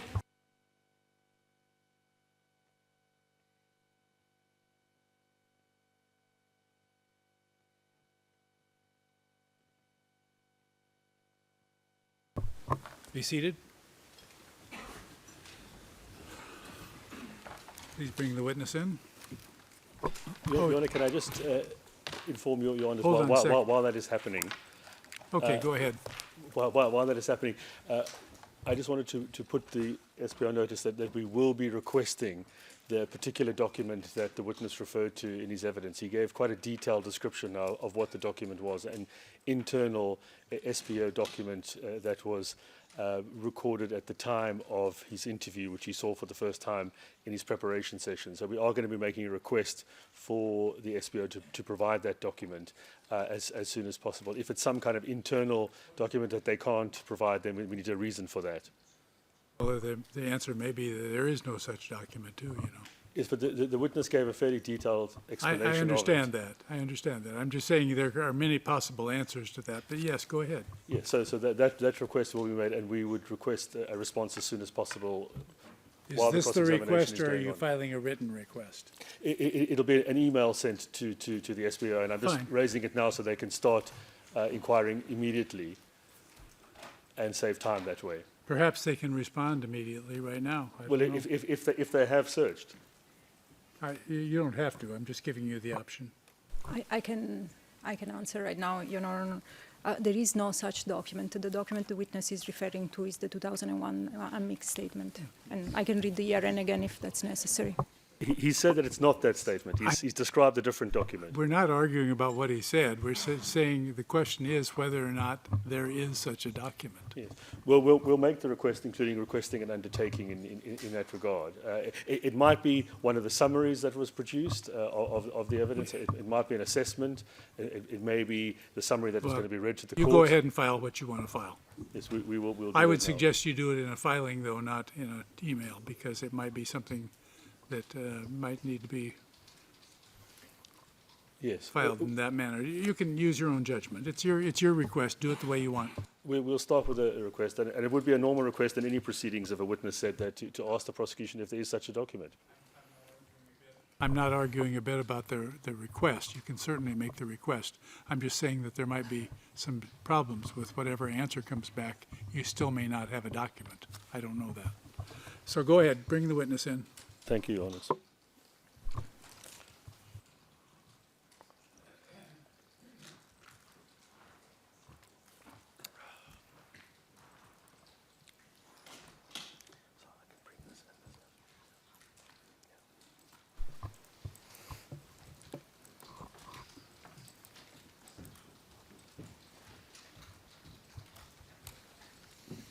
All right, Mr. Tara, can you hear me okay? Paul? Yes, I can. For you. Go ahead, Mr. Dixon. Thank you, Your Honours. Mr. Toro, we were asking about Mr. Dedic before we took the break. At paragraph 110 of your preparation note, you said this, and I'll go through it, and then you can tell me if it's correct or not. That you warned the Dedic family not to leave the Serb neighborhood, and later Zana and Pedi admitted that their son had gone into town. You explained to K4 that he was the one who had released the family, that's you who had released the family, accompanied them and warned them not to leave the Serb neighborhood. As Bobon had gone into town, it was not possible for you to help, as you were unable to check half the population and all the villages.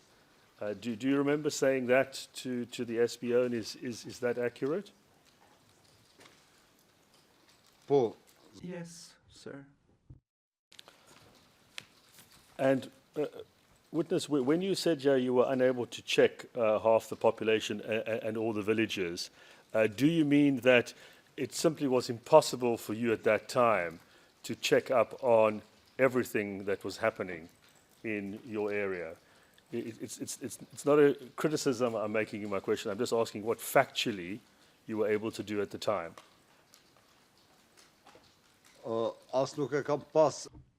It was not my obligation or duty, but it was not.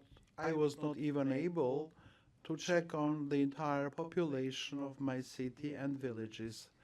But it was not my responsibility to do that. But I was unable to. Thank you. Mr. Tara, and now I want to ask you about another person, Mr. Marko Jelic. You were asked about him as well in your SBO interview. It's right, isn't it, that his mother reported the alleged arrest of her son Marko to you? She came to you to report that matter.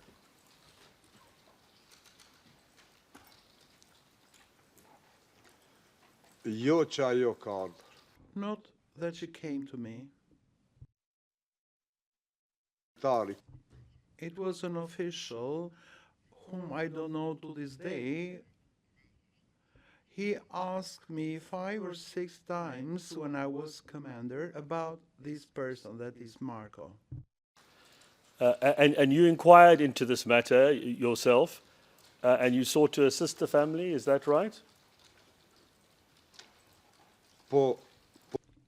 Yes, Consul. I want to check with you, is this matter of Mr. Dedic and then also the one of Mr. Jelic, Did you ever mention those incidents later to anyone? In 2000, in 2001, this was after you left as the brigade commander at the end of 1999. Did you ever mention these incidents again? Never did I mention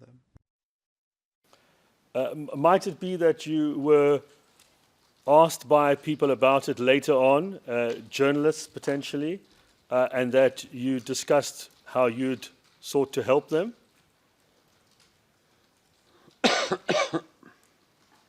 No.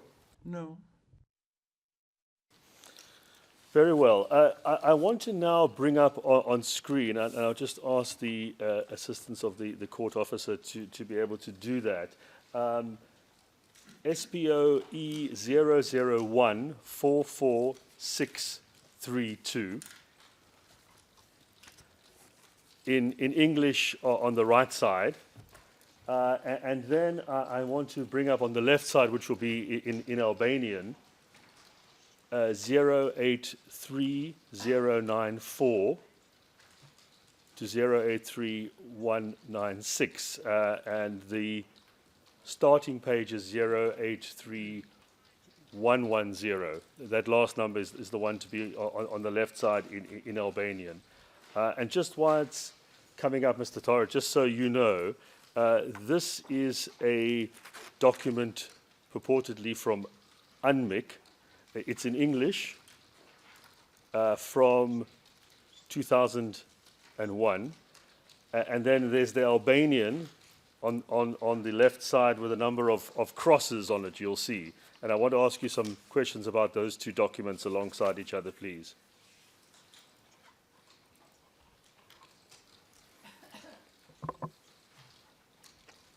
Can you scroll it down, please? We'll be able to, Mr. Tara, move these documents however you want. So don't be perturbed by that. Just listen to my questions and we'll go through it step by step. First of all, the document on the left. This was shown to you in your SBO interview in 2019. And it's right, isn't it, that you put these crosses on it to show those parts of the statement that is here, the document that is here, that you don't agree with. We can go through all of the pages. It's a few pages altogether. Okay. Key document. This document does not belong to me. I never met Anna Vanonsi. Never. Yes, Mr. Tara, I understand your evidence on this. I'm entitled to ask you some questions about it, so I'm going to just go through some questions on it. So if you can just listen to what I ask you. The first question I just want to clarify is that this document on the left is one that was shown to you, and the crosses are yours. You put those crosses on there to show that those parts of the document were not yours, they were not correct. Is that right?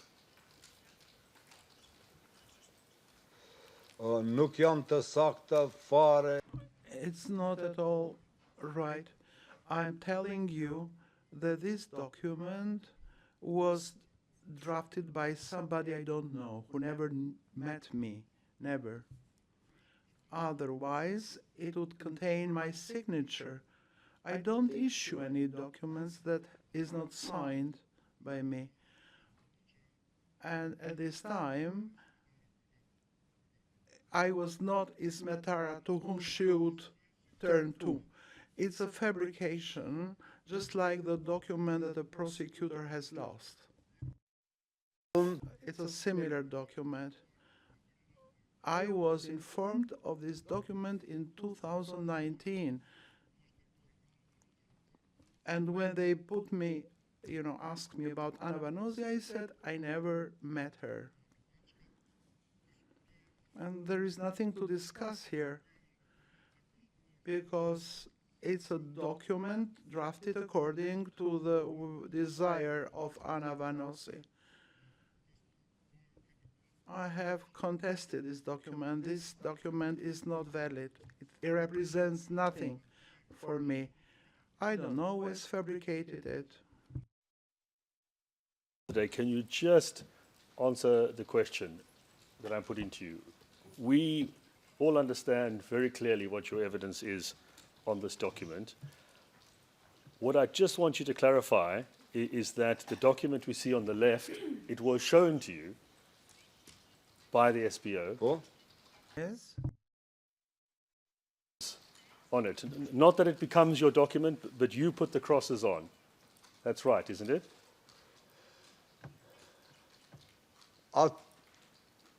Ata niçin her kan They tried many times for me to admit that it was a document that I was involved in.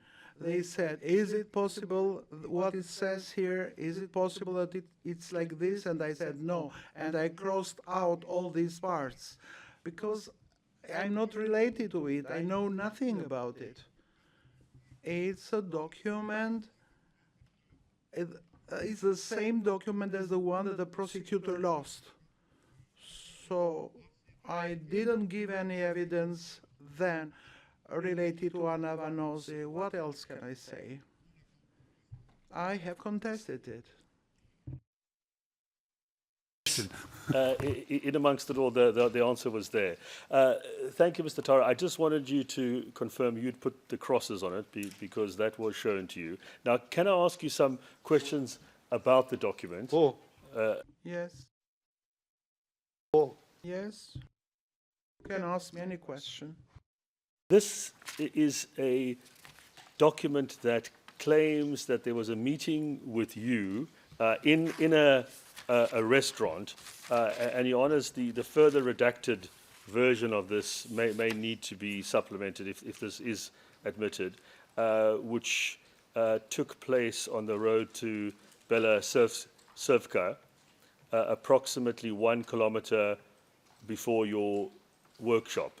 So this is what it says, that there was a meeting at this restaurant. Do you know the restaurant, Mr. Tara? I don't know where such a restaurant is, and I don't know what restaurant they are speaking about here. Now, it claims that it took place on the 24th of January 2001. This is when you were no longer a brigade commander. And it says that there were 3 people there.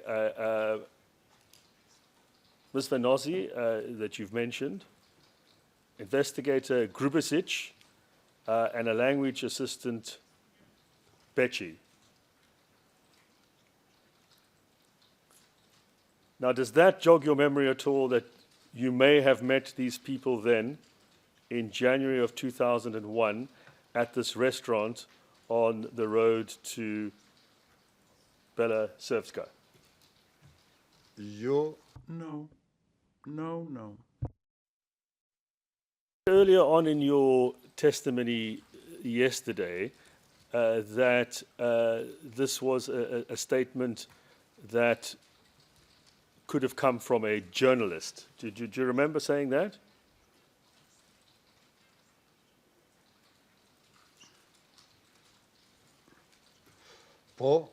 Yes, I said that. And to this day, I think that it must have been some journalist who went to Serbian neighborhoods and inquired there, asked them, and they have said to her what she says here. But she never had any meeting with me. Not she, not anyone else. If those who have prepared the document know, let them bring before me that person and let her testify to the fact that I was there with them. matter. We haven't heard from her, but what I'm exploring with you, and this is important that you apply your mind to this, you are under oath. Is it possible that you met with journalists around this time without knowing that it was UNMIC, but you thought you were speaking to journalists? Objection, speculation. I'm asking Sustained. Well, Your Honor, I'm asking him if he If met it's with journalists. possible, anything is possible. Ask him, focus your question. Well, I'm putting to him I'm putting to him that he met with journalists at this time, that that's a possibility, and whether he can remember that. Mr. Tari, you've heard the exchange. Just wait for my question. What I'm putting to you is that you speak to journalists, you met with journalists at No, the time. that's not a question. Ask him if he met with journalists first. You have to establish that he actually did before you can ask the Well, I next wasn't question. allowed to ask the question. Did you meet with any journalists at that time? No, Your Honor. Right. If I may continue to then explore what is recorded here, you understand? I'm looking at what's recorded here because there is a record, Mr. Tara, whether you like it or not, there is a record of this meeting, and I'm looking at what is recorded in it. It's not a problem for me. It says here, and we can look at it in both the English and the Albanian, that you were the 124 UCK Brigade Commander from the end of May 1998 until the end of the war, June 1999. Now, that is wrong, isn't it? I mean, you were only appointed as the Brigade Commander in June 1999. You didn't leave at that point.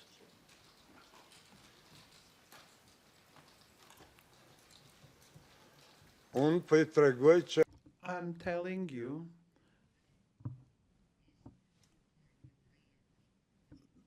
that she has no information what she claims here.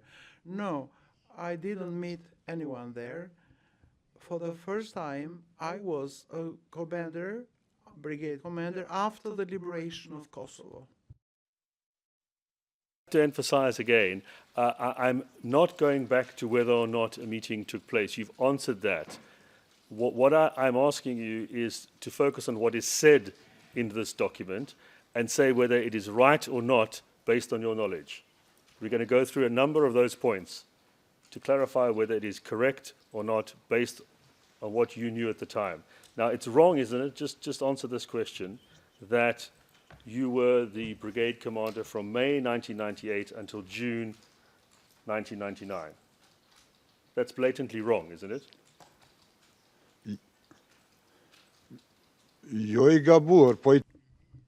Not wrong, but it's a lie. It's another thing to be wrong, but it's another thing to be a lie. That's a lie. I wasn't. I ask you not to make comments on my questions, just to answer what I've asked. Secondly, it is said here that you were in charge of 280 soldiers, and that was until the first offensive in July 1998. That's wrong as well, isn't it? You were not in charge of 280 soldiers. It's wrong. It's a lie. And it then says that you had total control of your men. That's not right either, is it? You weren't able to always control everyone in your units, were you? Never. Now, it continues to go through various allegations, including that an agreement was signed with Serbs under the OSCE supervision. He said that according to this agreement, UCK had also some areas where they could move freely. Later, the situation went out of control. He said that Walter Fleischer OSCE was informed about the agreement. Is that right?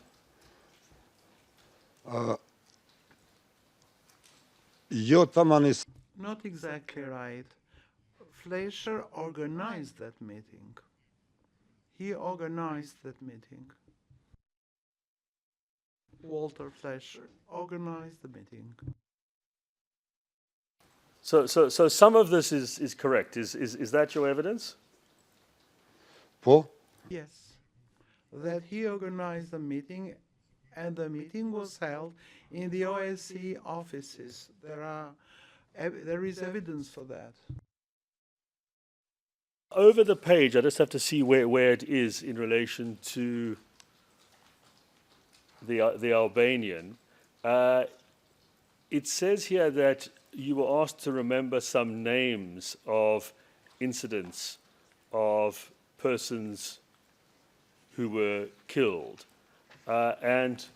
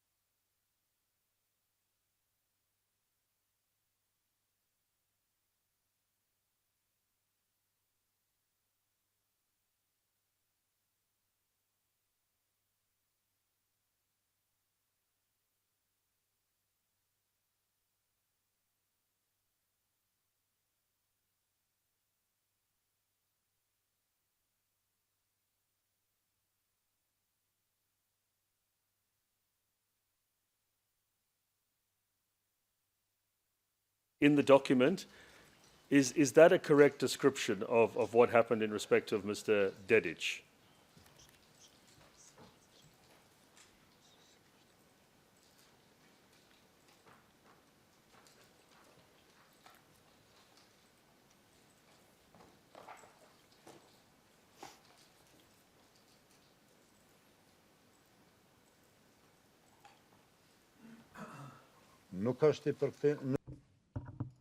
It's not accurate because she says here Boban's wife. She has not clearly described it. Isn't it that you remember the day that you helped the Dedic family? Is that correct? Yes, the event is correct. It happened, but not the way she has described it, because she was not well informed. And then moving back up, now that I've dealt with the particular cases, it's said here that Tara said that after NATO entered, in the Oravakt, there was a terrible chaos. Those who fled returned home, and a lot of crimes have been committed for revenge. It was almost impossible to have the situation under control, especially for KFOR, which didn't have enough knowledge about the place. Is that correct? It's not correct. I didn't say that. A few times. I'm not asking if you said it, but is what's recorded there an accurate assessment?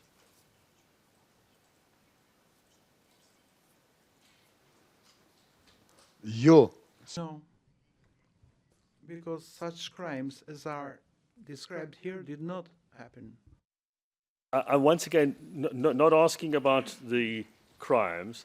I'm asking, is it correct that when people returned home, a lot of crimes have been committed for revenge? I'm not asking about the specific crimes, but whether there were crimes committed for revenge. Is that right?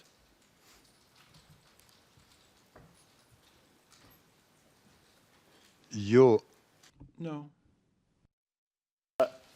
You said early on that there was chaos in your area at this time. Is it right that there was terrible chaos, as is described here in this document?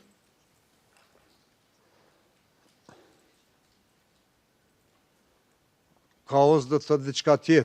Chaos means something else.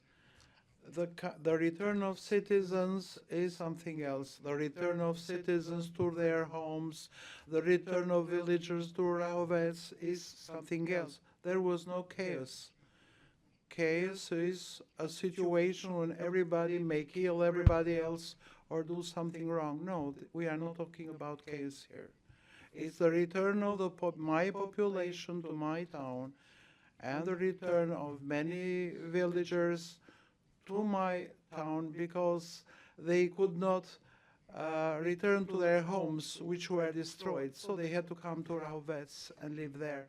If you call that chaos, I don't know how to describe chaos. A chaos is a situation when extraordinary things happen, when dangerous things happen, but not the return of population, as the case was then. Some went to the houses of the Serbs and lived there when houses that were vacated by the departing Serbs. I don't consider that chaos. With me earlier, Mr. Tara, that when people returned, they were frustrated and anything could have happened. That's right, isn't it? Që mund të ndodhte po, ama të It could have happened, but there was no chaos. There was no chaos. KFOR was there. Anmik was there. Ismetara was there. That would have been noticed. It would have alarmed everybody. Reinforcements would have been sought to solve the problem, but it did not happen. That is the description in that document, or her description, or whoever prepared that. So I am not able to give you accurate answers on that. You are asking me, is it possible that? Now, I cannot anticipate or say whether that was possible or not. I am saying that there was no chaos. KFOR Anmik were in charge, and had there been chaos, they would have probably involved us and called on our support as well. However, it is true that there was a large crowd of people, more than the town was able to welcome. Chaos is something out of the ordinary.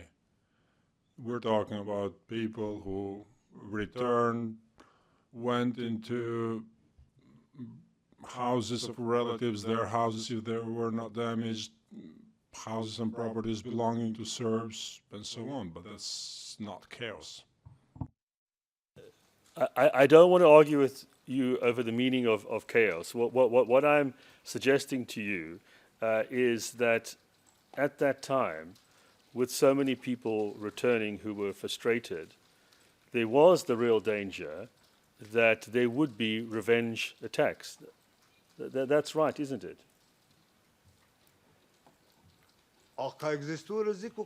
Was there a danger? Yes, there was one. Now, had it materialized, we would have been informed by KFOR, by Anmik, OSCE. And KFOR and Anmik were there. We've heard from persons giving evidence about this to look to prevent revenge attacks. That's why they were there. Isn't that right?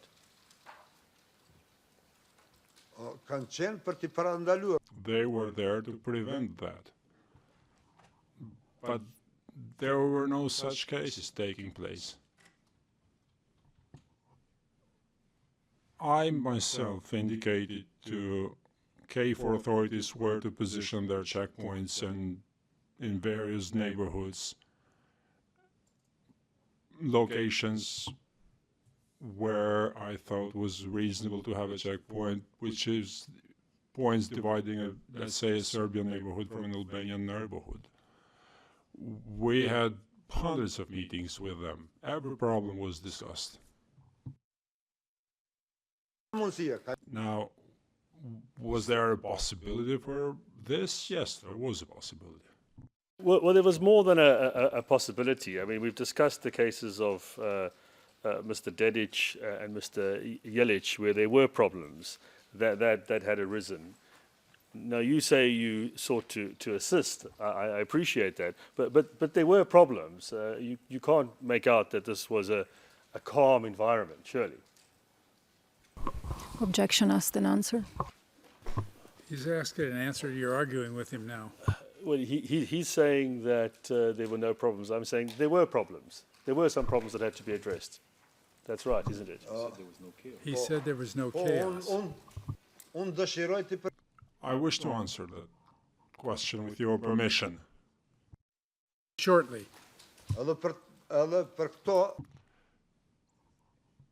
Including the excesses you were referring to, KFOR and ONMIC and OSC were informed.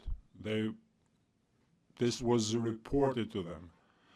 There were problems in relation to which people approached me, but they were informed. And had a problem occurred somewhere else, KFOR, ONMIC, OSC would have come to me and discussed this with me, but they didn't. Meaning, had this occurred, they would have certainly discussed this with me. I would have been informed about that, but they never did. Because we communicated. They communicated with me even for minor issues, much smaller problems. And I, on my side, informed KFOR, ONMIC, OSC about other things. So, had such problems occurred, I would have informed them. Or they would have, meaning KFOR, OSC, would have approached me and asked, do you have any information about this and that? Now, you can ask questions as much as you want, but I think this is, I don't understand the purpose of all these questions, and I'll answer all of them, but I don't see the purpose of this, and I think it's a waste of time. Important events were discussed between ourselves, me, KFOR, ONMIC, OSC. Now, with respect to a document containing things thrown in there, I don't know. What I'm exploring with you is that in this document there are things that are recorded which you don't disagree with. They are correct as they happened. Not that you were interviewed, but the document includes some correct allegations, doesn't it? No. The correct allegations are only those which you mentioned by name, not those that were possible. Again, had these things happened, I would have been informed by KFOR, by ONMIC, and by the OSC. They would have asked for my support, my assistance, to be involved in solving that problem. But I'm not aware that such things happened. But again, I don't know that I am not able to say that it did not happen. What I'm saying is I was not informed by KFOR, ONMIC, or the OSC, knowing that I was cooperating with them. Explain that. What I wanted to explore, and I'll give another example, is this document says and once again, I'm not saying that you were there at an interview, but I'm just saying this document says that you believe that persons who are responsible for crimes against the civilian population should be punished. And that's right. You do believe that, don't you? On nous comme fin. I did not say that, and I don't wish to answer that. Now, do I believe or don't? I am not able to ascertain that. I am not able to say anything for certain. Am I clear enough? Because these are not my words. This is a document of an unknown person who's an enemy of my people, who's a collaborator of Serbia. I've never discussed this document. Now you're asking, was it possible? Could it have been the case? And you want me to guess whether that was a possibility. I can't do that. I can give you an approximate answer as to what I think, but I would have been informed in concert with KFOR, UNMIK, and the OSCE if such a thing happened. Now you're again asking, could it have happened, or was it possible? I'm giving my answers. It is your view, is it not, that those responsible for crimes against the civilian population should be punished? That's your view, isn't it? Certainly, yes. Every crime must be punished. I would have spoken about this very easily. I am talking about the incident I was involved in very openly, but I do not wish to speak hypothetically whether something happened or did not happen. I don't know what you're trying to get at. These are not my notes. I'm willing to answer, and I will answer, but my answers are only my opinions, my free opinions, what I think. Because you're asking me, is it possible that this and that happened? I can say you again that had it happened, I would have been informed in the framework of the cooperation I had with the mentioned institutions. Mr. Tara, you answered my question, which was a simple one. Yes, you do believe there should be accountability. Now, could I ask you just to answer a few other questions like that? Just what your evidence is, nothing further. I'm not trying to suggest anything. Okay. I will tell you if I'm trying to suggest something. I Okay, just want you to answer my questions, please. I will give my opinion, but they cannot be relied on as accurate information if you're talking about specific cases, which I have no knowledge about. The disappearance of 5 Serbs in the Orovac area around this time, June, July 1999. Just yes or no, did you have knowledge of a disappearance of 5? No. No. And in respect of persons coming to you to talk to you about their missing relatives, how often would you say that that happened? How many times did you recall it happening?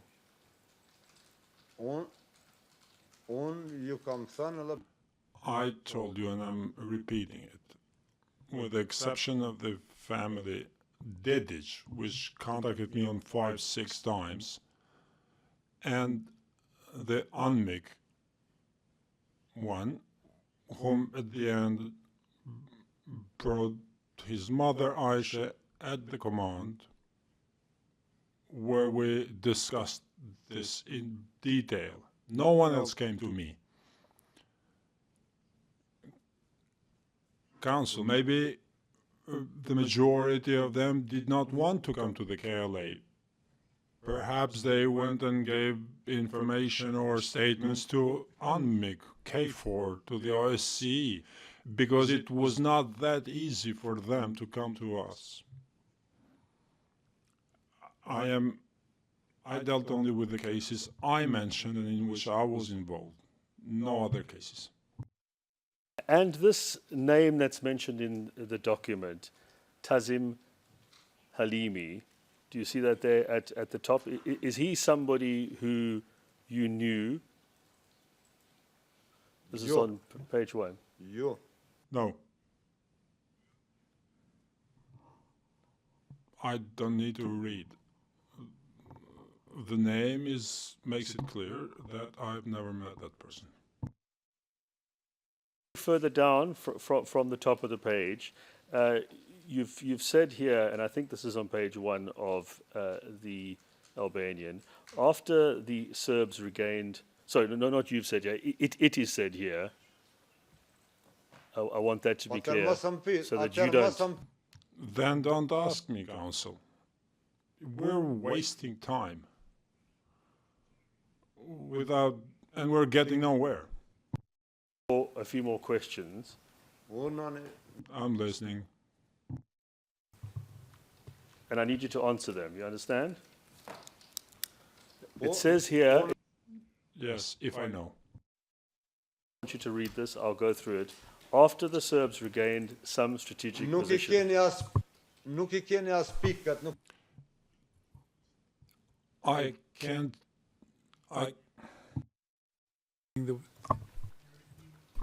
I turned your microphone off because you're interrupting the lawyer. He has to ask you a question, then you respond. Right. It says, and this is at the end of the page on the left, after the Serbs... The one I've put crosses on? Wait until the question is finished.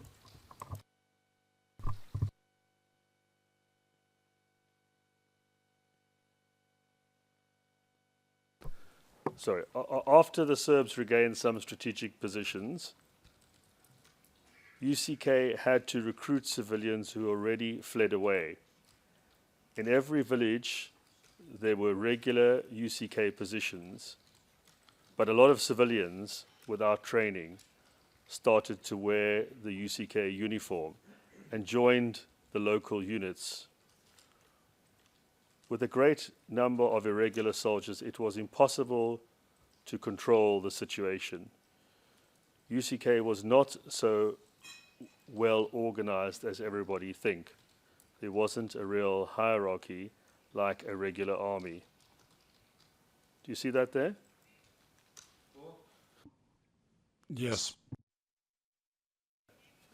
I'm not saying that you said this, but is what's written there an accurate description of the situation on the ground after the Serbs regained some strategic positions?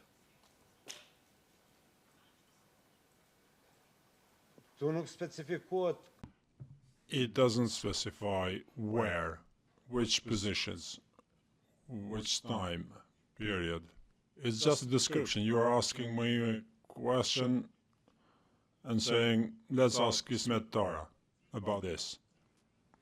Please specify the question, which time, which location. It doesn't specify anything here. It just says after the KLA lost its positions, which in fact is true throughout the time period of the war, because we always lost our positions. We never were able to hold on to our positions. So which time and location are you referring to? So I'm asking, as you've said here, throughout the wartime, is... No, I'm not responsible about this. I was not in charge of that. I told you I was in charge of finances, logistics. Only during the last months, I was a commander for five or 6 months. Now you expect me from Rahovez to have knowledge about all points in general? Don't ask me. You had the chief of staff here, Bislim Zurab. You could have asked him this question. ask. The lawyer has a right to ask you questions. Your job is to answer the questions, not correct him on whether or not he should ask it. Let's break it down into time periods. I'm just asking you, if you could just listen carefully to my question, whether after the Serb offensive, so this is in the summer of 1998, first of all, it's a correct assessment what's written here, that there were a great number of irregular soldiers. It was impossible to control the situation. It wasn't as organized as everyone thought. There wasn't a hierarchy. You've given evidence before about this. I'm just wanting to confirm that is an accurate assessment of the situation, is it not?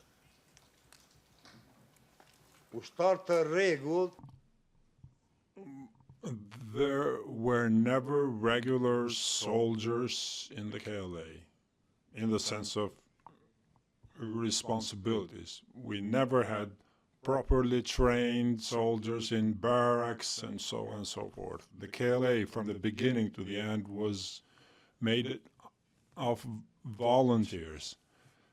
It was not possible, and we were not in a position to force anyone to join the KLA.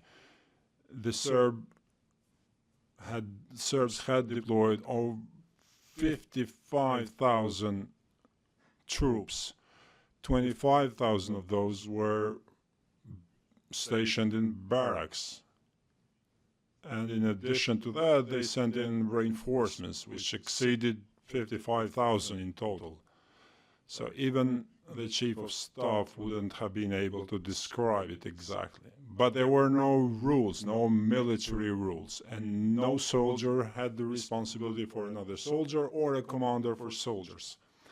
The soldiers had the possibility to leave, to desert, to just disappear, leave and never come back, go to the Western countries, leave the country, go back to their homes, and they wouldn't give any explanation or to any of the commanders or anybody. Now, I don't understand what's the purpose of your question. Your answer to my question, which you've given, so thank you for that. What I wanted to ask is, when you said here that there were never regular soldiers in the KLA in the sense of responsibilities, what did you mean by that, please?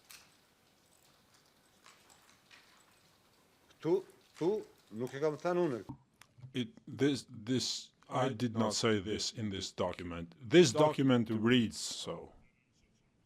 It was not me. You've just said in your evidence now, so forget the document. You've just said in your evidence now there were... I'm looking at the document. Just listen to my question, please. But it is correct what I explained in more detail in the last part of my answer. Question about that answer. You said there were never regular soldiers in the KLA in the sense of responsibilities. That's what you said now. Forget the document. What did you mean by in the sense of responsibilities? Please remove this document from the screen. Yes, I said that. But can you just remove this document? Some more questions about it. It can be switched off for you, but can you just answer the question I've just put to you? What did you mean when you gave that evidence now? I was about to explain this. For example, at the RT staff in Rahovec, I am not aware of any order received by the Rahovec RT staff from anyone, any other staff, which would have said to act in a way or another way, or not to act, or to do this in this way or another way. I have never been shown by any of my commanders any order received from anyone. We all did our best in the interest of our people. I am not aware of any other staff being responsible for what happened in Rahovec or in Cluj or in Denots. this, at that time, during the time I was there, until I returned after New Year's when we started organizing brigades, up until that moment, nobody was accountable or reported to anyone. And they had no power or authority over other people. In the KLA, everyone was responsible for their own actions, unless they were in a position to produce an order given by somebody else. So there is either an order or something specific happened to the person. In other words, there was no responsibility in the KLA in the relation between a commander and a soldier, or a soldier to a commander. Thank you for your evidence. What I wanted to ask you about was a further part of this document which relates to collaborators, but you don't have to look at the document. Was there any policy in your units that you worked for how to deal with collaborators, specifically that they should be arrested and killed? Is that a correct assessment or not? No, there was never any such thing. Was the position that if persons were suspected that they should be detained and questioned, was that how you understood it?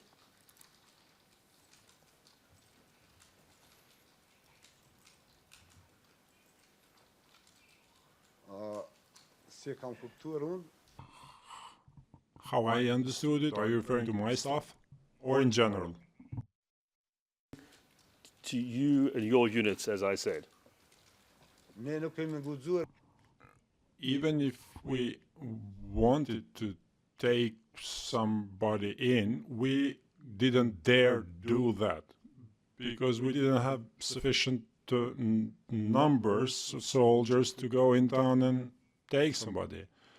The Serb forces present in town were much larger than our forces. So even if we wanted to do that, we were not able to do that. We were not trained to do that. We wouldn't have known what to do with them, but besides, we did not want to do that.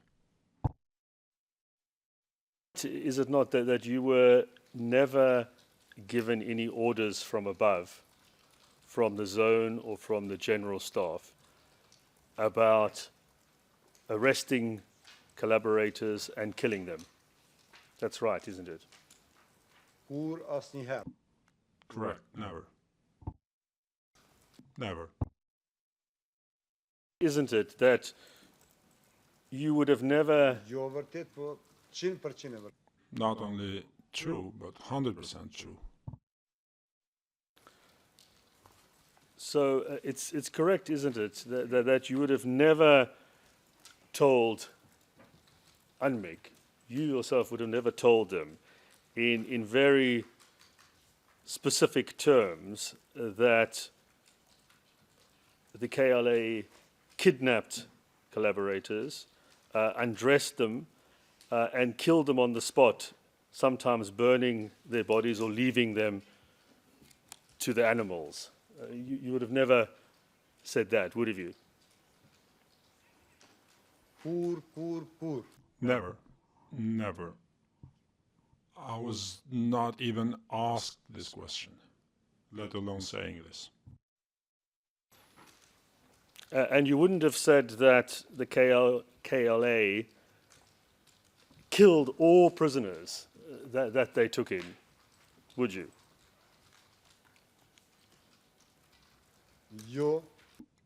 No, because I don't know.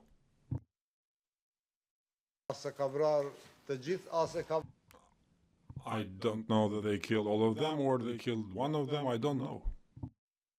Well, in this document to UNMIK, it's claimed that you said the KLA killed all prisoners. That's not right, is it? Unë po I them I'm telling you, this is not my document. You're exhausting me with this. Never. Then bring the UNMIC officials who will testify that I gave this statement.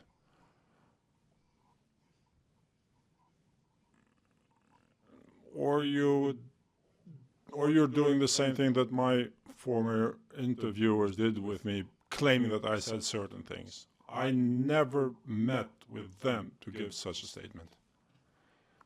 If I gave a statement, I gave a statement.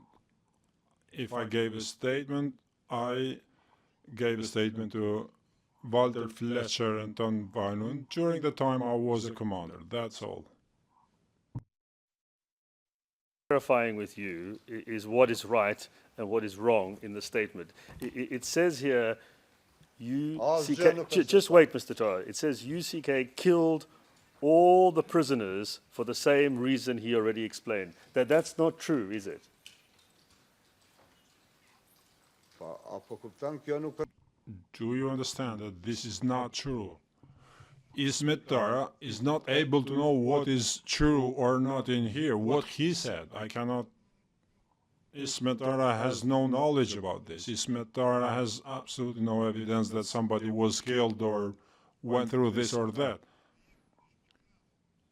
Ismet Tara never happened to know this or give false evidence about this. Please remove this document. I can't stand it seeing anymore. You can go on asking questions,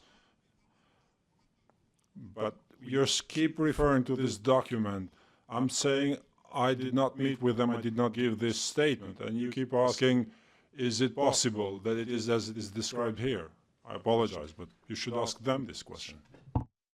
Questions that are asked of you, and we'll get through this, but giving a long speech instead of answering the question just prolongs this. So answer the question as it's asked. Go ahead, Mr. Dixon. It's just a simple question. Thank you, Your Honours. It states here, UCK killed all the prisoners. You didn't say that, did you? Kur Never, ever. You've asked for this document to be taken off. I want to ask you a final few questions about it, and then we will finish. So if you could please bear with me. You can ask the questions. These statements that are made here about kidnapped civilians being undressed and left on the spot and executed, burnt, and all of that. When you read this, it's correct, isn't it, that you saw these as highly exaggerated claims?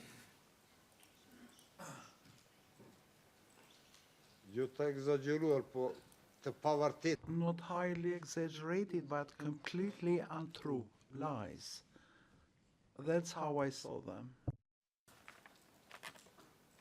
And massive generalizations, isn't that right? Referring to all prisoners. That's correct, isn't it? They're massive generalizations. Can you repeat the question or ask me another question? Because I don't understand what you are putting to me. Ask me a more simple question so that I can give you an accurate answer. Yes, it may be my fault. I apologize, Mr. Tara. I'm saying that these are massive generalizations to claim that all prisoners were killed. That's correct, isn't it?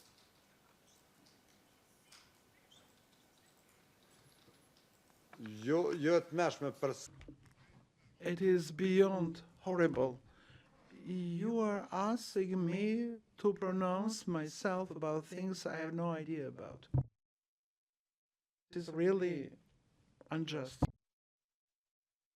Yes, thank you. Your Honours, they can now be taken down. I would ask, though, that the document on the left, the Albanian one with the crosses on, which the witness has identified, is also admitted into evidence if the UNMIC document is admitted. I don't know if it therefore needs to be marked MFI, so we have what the witness also marked on the document in evidence, if it does go in. First of all, is there a ERN number for that?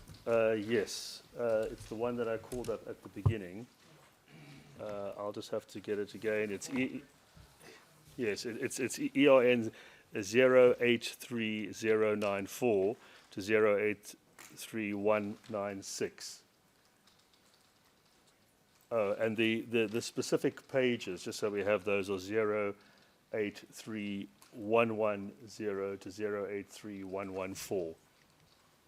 Any objection to that inclusion? No, Your Honor. Those documents that document will be admitted? Well, if it could be marked for identification, is it not subject to Your Honour's ruling in relation to the UNMIC document? Because if that is admitted, then we want this one. If not, then of course we don't want it admitted. So that's why I was asking it only to be marked for identification at this point.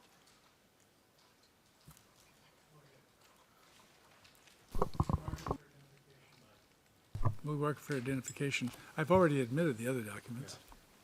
And were those given exhibit numbers? I Yes, thought that was still to be considered. he's putting a number on them, so you will have them, but that was the first thing we did. Yes. I did think there was going to be a period of consideration and consultation, but if that's final, I just didn't have the numbers, then I certainly do want to All I decide it. said was it's admitted, and we will later file a reasoned explanation. Yes. All right? Your Honour, then I certainly do want this document admitted as Yes. part of the package. So do we. It's admitted. Thank you, Your Honours. In that case, the ERN 083110 to 083114 will be admitted as 2D0045, classified as confidential. Thank you, Your Honours.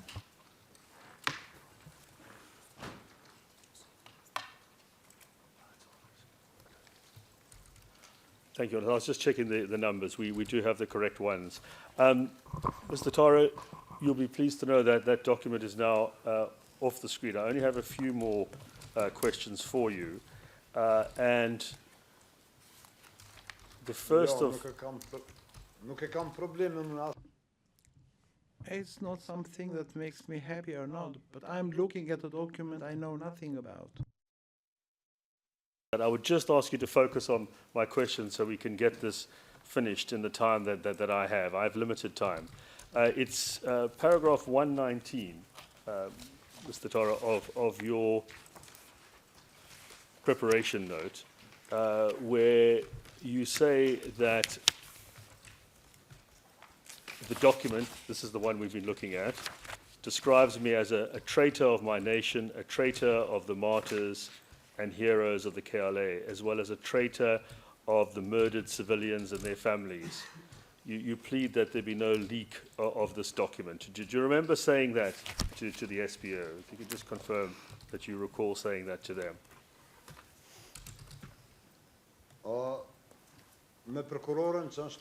You mean the prosecutor that is here, present in the courtroom? Yes. Clarify in respect of this. Is it right that you were saying that you did not want this made public because it is a document that, as you've said now, is a massive lie?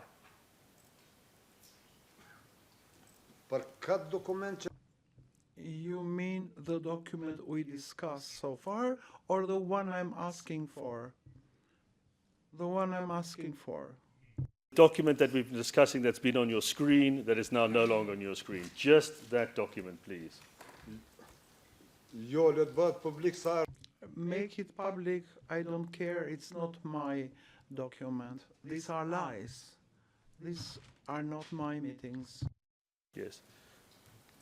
And you said here that it describes you as a traitor of the nation, and that if it was made public, it would be dangerous for you and that you would be killed by someone in your community. Is what you're saying now that you don't mind this document being public and for everyone to know? You have no fears. Is that right?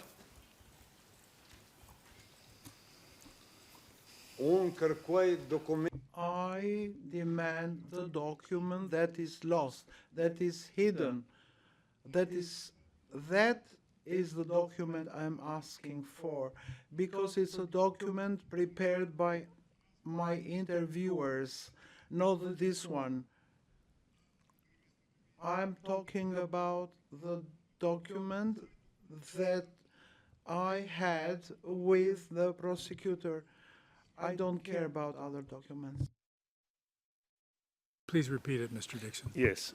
Please listen to my question, Mr. Tara. The document that was on the screen, the one that we've been looking at, that document, you have no problem with that document being public. You have no fears about what might happen to you if that document is public. Is that right?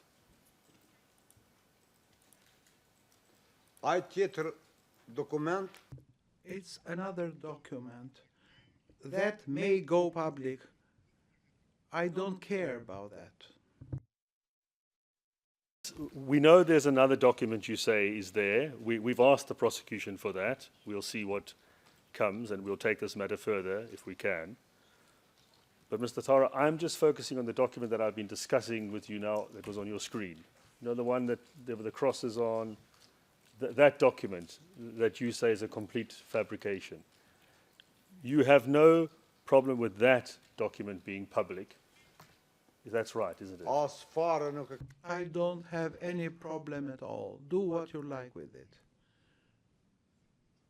Whatever the court decides, you, the prosecution office, do what you want. I have no problem with that document. Whether to make it public or not, let the whole world know, I don't care.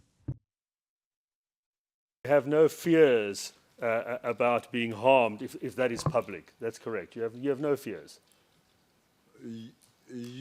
No, because in my view, this is a document drafted by my enemies. I have never given evidence to that, but the document that I gave evidence for 32 hours with the interviewers, prosecutors, in that document that I was described, the way I was described, that is a problem for me. It's about 600 or 700 pages that you may have. So after all what I said, to describe Ismet Tara as a traitor to the nation who has betrayed his own army, himself, all the heroes and martyrs to the nation, his co-fighters, and all the bloodshed in Kosovo by its citizens, that's the Ismet Tara that is in danger.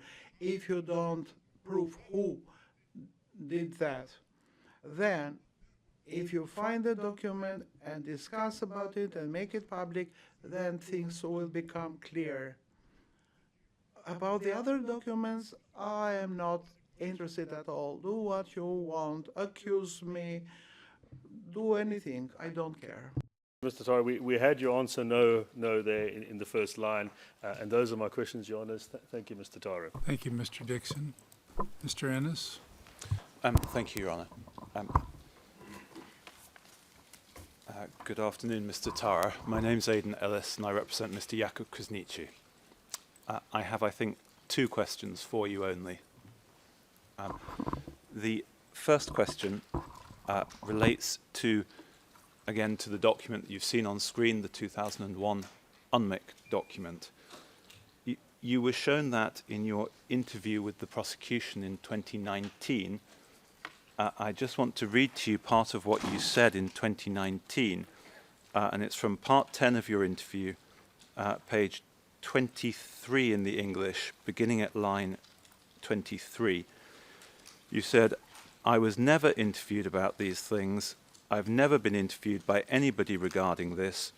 This is only the imagination of Anna Vanozzi and others who may have been with her, and that's what I have to say regarding this." I may have met Anna Vanozzi without knowing who she was, but I never said these things. And my question is, you were clear to the prosecution in 2019 when you were interviewed that you did not say these things. That's right, isn't it?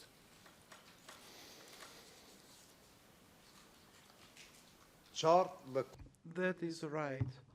I never met Anna Vanozzi to discuss such things. If she met me, we greeted each other, this is something else. But we never discussed these things. She may know me, but I don't know I have met her and that she is a worker, someone who works for UNMIK. But we never discussed these issues. My question is, that's what you said to the prosecution when you met in 2019, and it's what you're saying again today. That's right, isn't it? Yes, we discuss for long hours. You have my answers there. And then in your preparation session last week, were you shown any document by the any other document by the prosecution to confirm that they'd been back to Anna Vanozzi or anyone else at UNMIK to verify the 2001 document? Were you shown any such document in your preparation session, sir?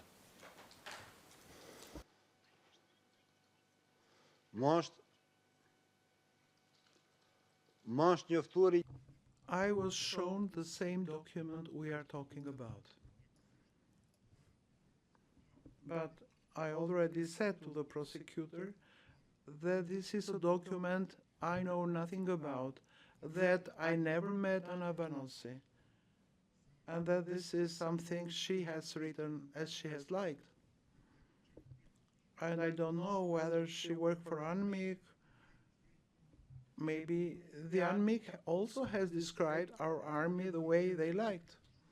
Now I start to have my suspicions about such descriptions, like the ones with my 32-hour interview, the way the interviewers liked to describe it. Maybe UNMIK has done the same without meeting us, without talking with us, because many things have happened in my Kosovo. Even to this day, our things are not decided upon by our government. They can imprison us, they can do anything, UNMIK, ULEX, they can raid our homes, like Serbia did in the past.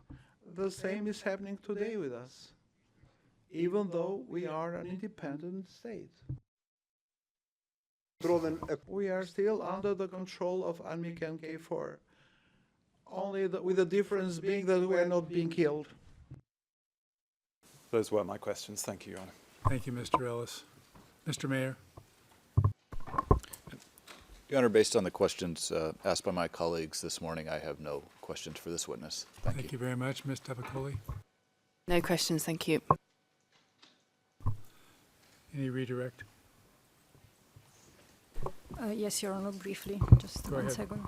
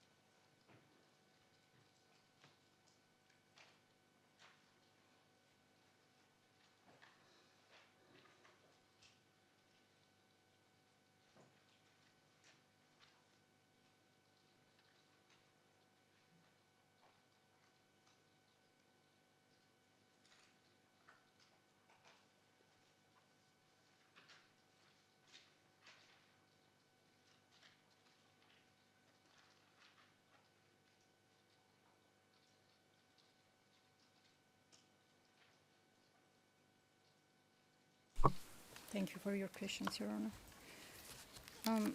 Mr. Tar, I just have a few more questions for you. So, you told us several times today that you never met with Anna Vanozzi. Could we please have ERN SPOE 00144-634 on the screen.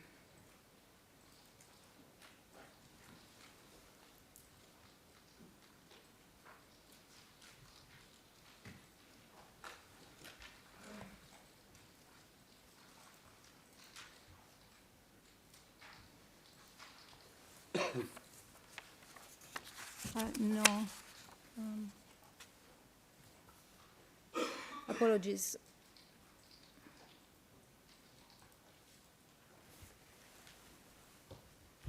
Six 144634.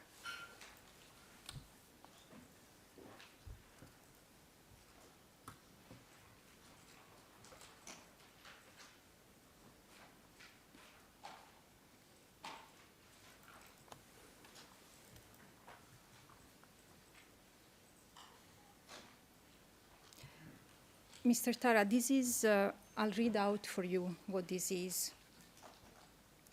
This is a note that an investigator made about a meeting they had with you on 24th of January. Sorry, on 22nd of January, to arrange a meeting with you on the 24th of January. And it says, on 22nd January 2001, the reporting investigator, along with the investigator group and language assistant, went to Oravats and had a short meeting with Ismet Tara, former UCK brigade commander. And then it says, we met Mr. Tara in a coffee bar. Other people were present, so we plan to meet him next Wednesday, 24 January at 9:30 a.m. And if we could please zoom out so that the lower part is also visible. And this was also written by Anna Vannozzi. Do you recall meeting with her on the 22nd of January to set up the meeting on the 24th of January?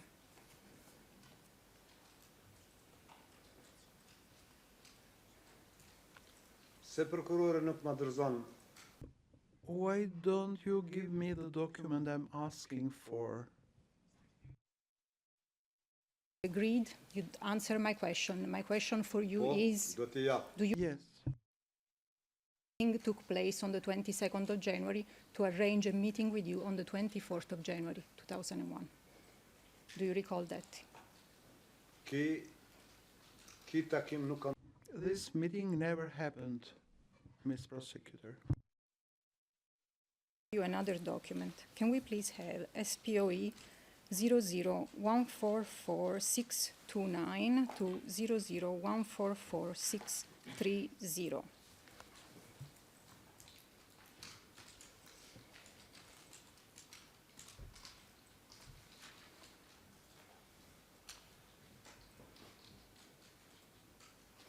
And this is another note dated 31st of January 2001 from the same investigator, Anna Vannozzi, who summarized what you told her during your meeting on 24th of January. And if we can please go to the next page, second paragraph. Thank you. Here it states, Mr. Tara admitted that UCK kidnapped people suspected to be Serbs collaborators. It was necessary to save their goal. Tara said that all those people have been killed. He also said that it is almost impossible to find the bodies. They've been burned or left on the spot of the execution. Animals and time contributed to destroy the evidence. And I note the date discrepancy for the court. And then it continues. Tara is an excellent source to describe the UCK activity before, prior, and during the war. In spite of the position he was in charge, he stated about the crimes committed by UCK and admitted the victims of kidnappings have been killed. Tara seems to be credible and reliable. So this is another record that Anna Vannozzi made of that meeting that you had with her. Do you remember now that that meeting did in fact take place? Who asking here? Never.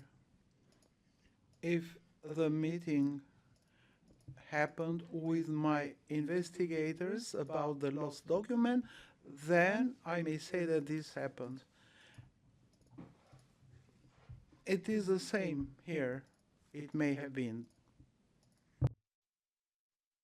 I have one last question for you about the document we had before, and that's SPOE 00144-632.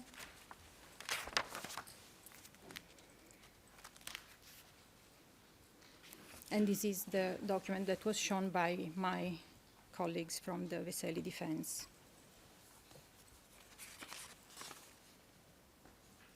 And you were already read out this part where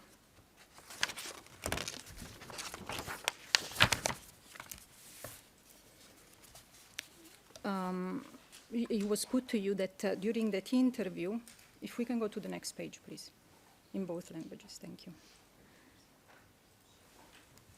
Yes, and I'm talking about the second paragraph, starting, I asked Tara, and I'd like you to focus on that, Mr. Tara.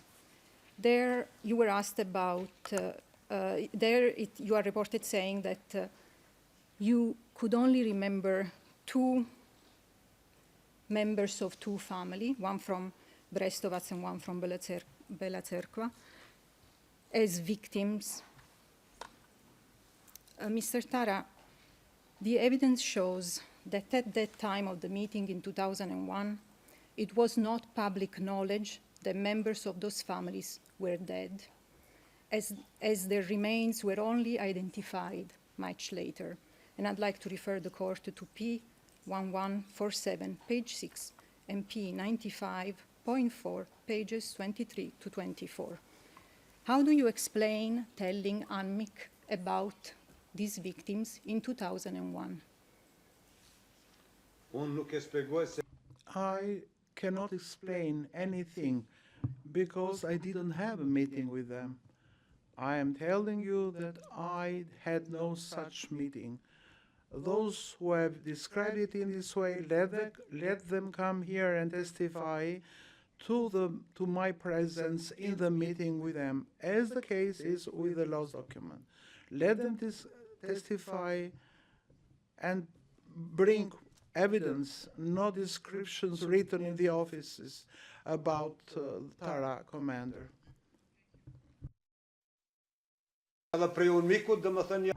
So it appears the same charge prepared by ANMIC, the one that was put to me by my investigators. Mr. Tara, for your answer. Your Honor, I do not have further questions, but I would like to tender the two documents that I used into evidence. These are SPOE 144634 and SPOE 144629 to 630. These are relevant to show. These are relevant to the meeting taking place, and the fact that a proper record was made of it, and that the statement was recorded. Any objection? Your Honour, these documents have been known to the prosecution for some time, and for them to be used for the first time in re-examination does put it as it's something of a disadvantage. First, I would ask that the prosecution, if they are admitted, consider whether or not there would be the possibility to let the defence ask further questions arising, and I would make that request subject to reviewing the documents. But our primary submission is that the documents should not be admitted, as the witness wasn't able to identify them. They have to come through an unmixed witness. But if they are, then I would ask for consideration to be given to our second request. Anybody else? No other objection? We will admit the two documents. Thank you, Your Honor. And with your permission, we can add these two documents to the list that we are preparing to send out. Would that be acceptable? Yes. Thank you, Your Honor. Judge Barta? I'm sorry. The documents are relevant and they meet the minimum, the prima facie standard of Rule 138. Go ahead. Sorry, Mr. Dixon. am I right in understanding you're applying for re-cross-examination at this point? Is that correct? Your Honour, that was my request to have an opportunity to consider these documents, because my submission was that they could have and should have been brought as part of the prosecution case, not in this fashion. Well, they certainly were previously disclosed to you. Yeah, absolutely, but they weren't relied upon, and it wasn't part of the tender. And they're in their preparation, or not their preparation, their preparation queue?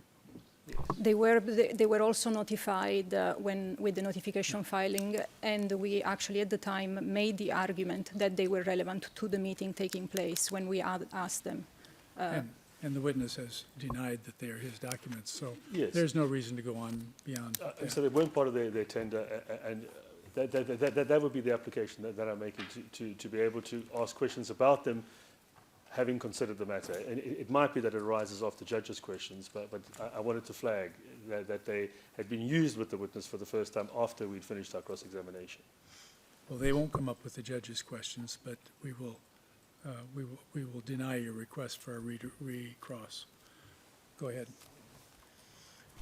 Thank you. Good afternoon, Mr. Tara. Very briefly, I have some additional questions about what you told us about the Dedic family and the disappearance of Boban Dedic. According to paragraph 110 of the SPO's preparation note, you said the following in your preparation session, I quote, W04745 had warned the Dedic family not to leave the Serb neighborhood, and later Zana and Pedi admitted that their son had gone into town. W04745 explained to K4 that he was the one who had released the family, accompanied them, and warned them not to leave the Serb neighborhood.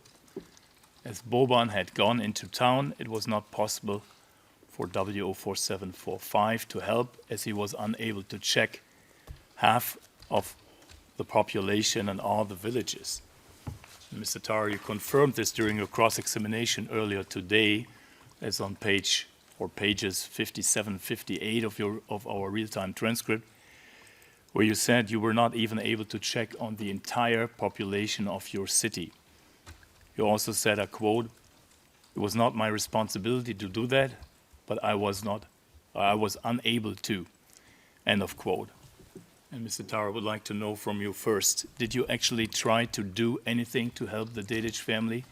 If so, tell us what you did exactly.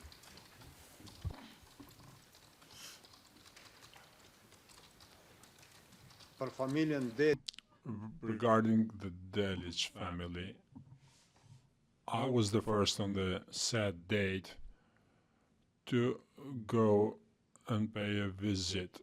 When I was informed by some soldiers that a family has weapons in their family and they want to leave, I took 5 or 6 of my soldiers and went to that family, which were located very close to the police station where we were stationed at the time. When I went to the scene, there were 2 vehicles,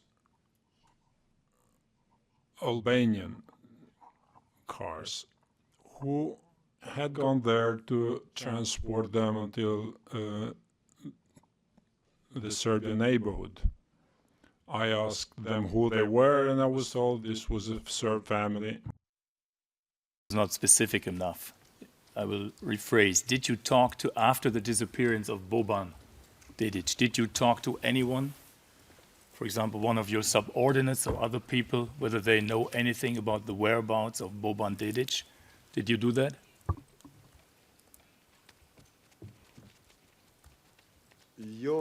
No, Your Honor. Didn't you do that? Because Jana and Dedic came themselves and contacted me on 3 or 4 occasions after the assistance I gave them and released them to the neighborhood,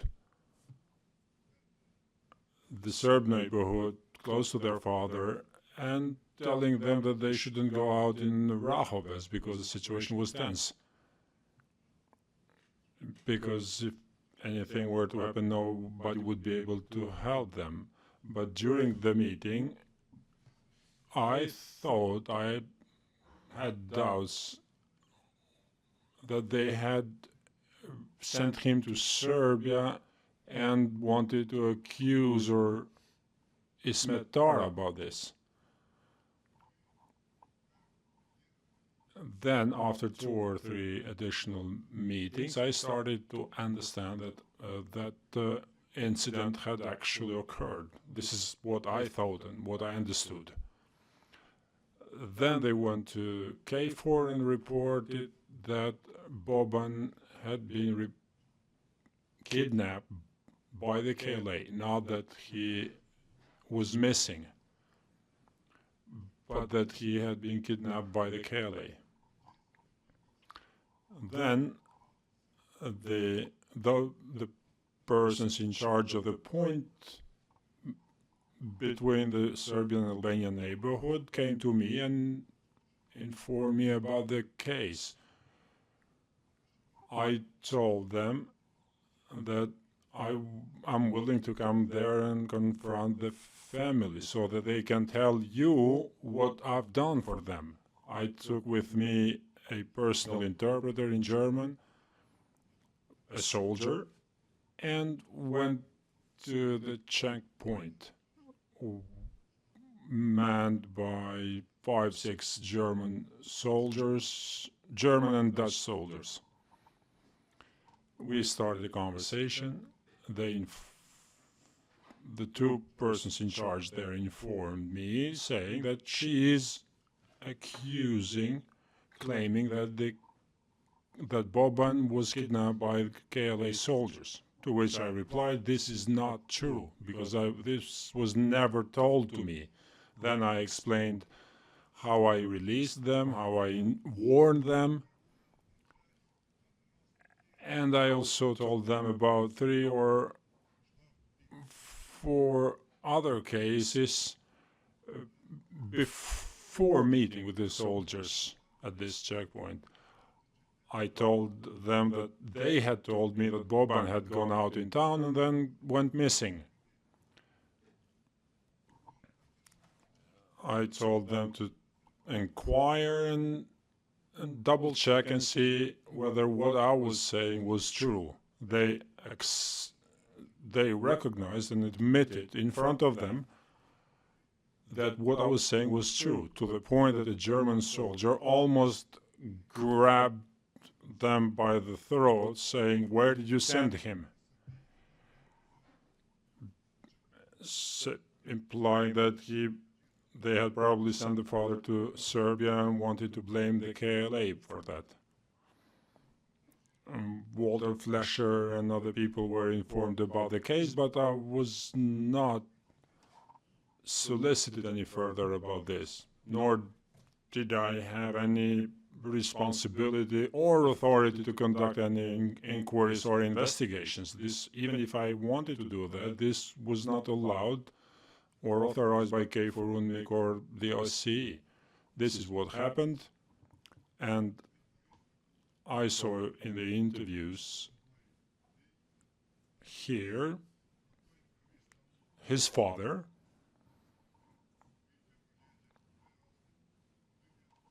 although in 2019 during my interview I've spoken in great lengths about this for 4 or 5 hours.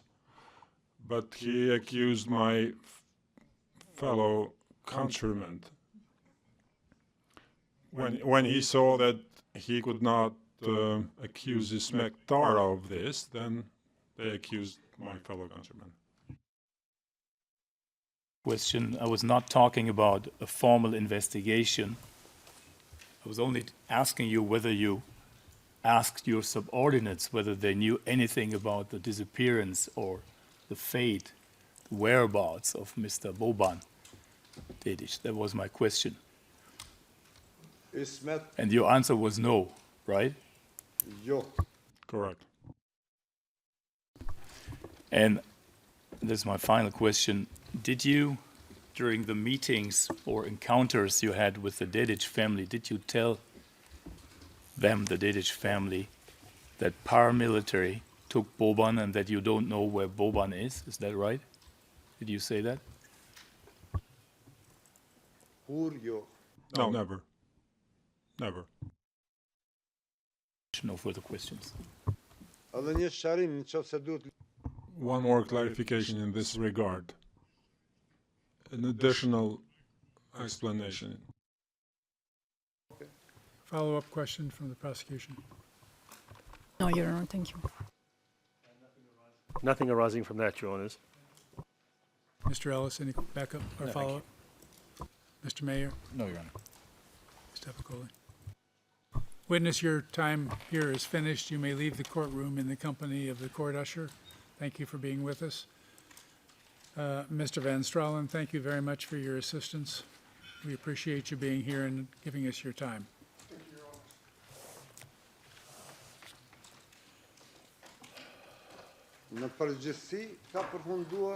Is this over, or do I need to come back?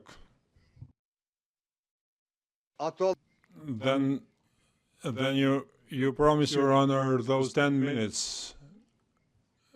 It wouldn't be reasonable. You publicly told me that I would have my 10 minutes in relation to that document.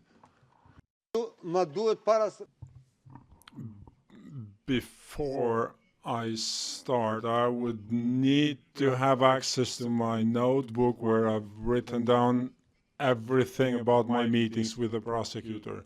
Can I have access to my notes so that I convince you, I can prove the daily meetings I had with?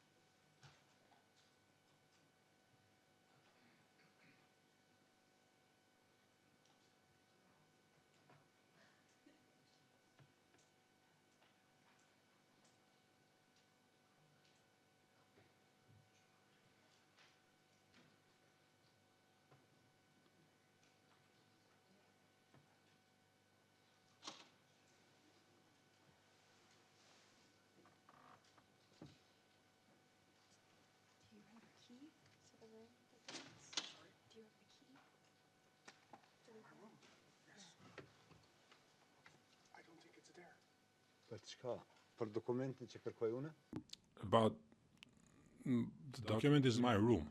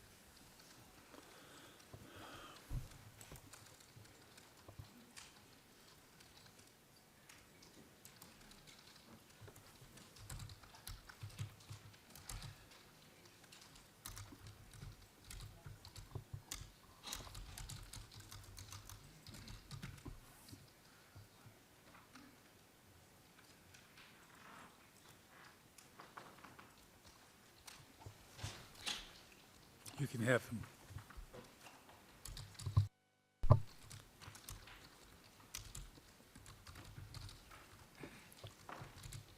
Mr. Tara?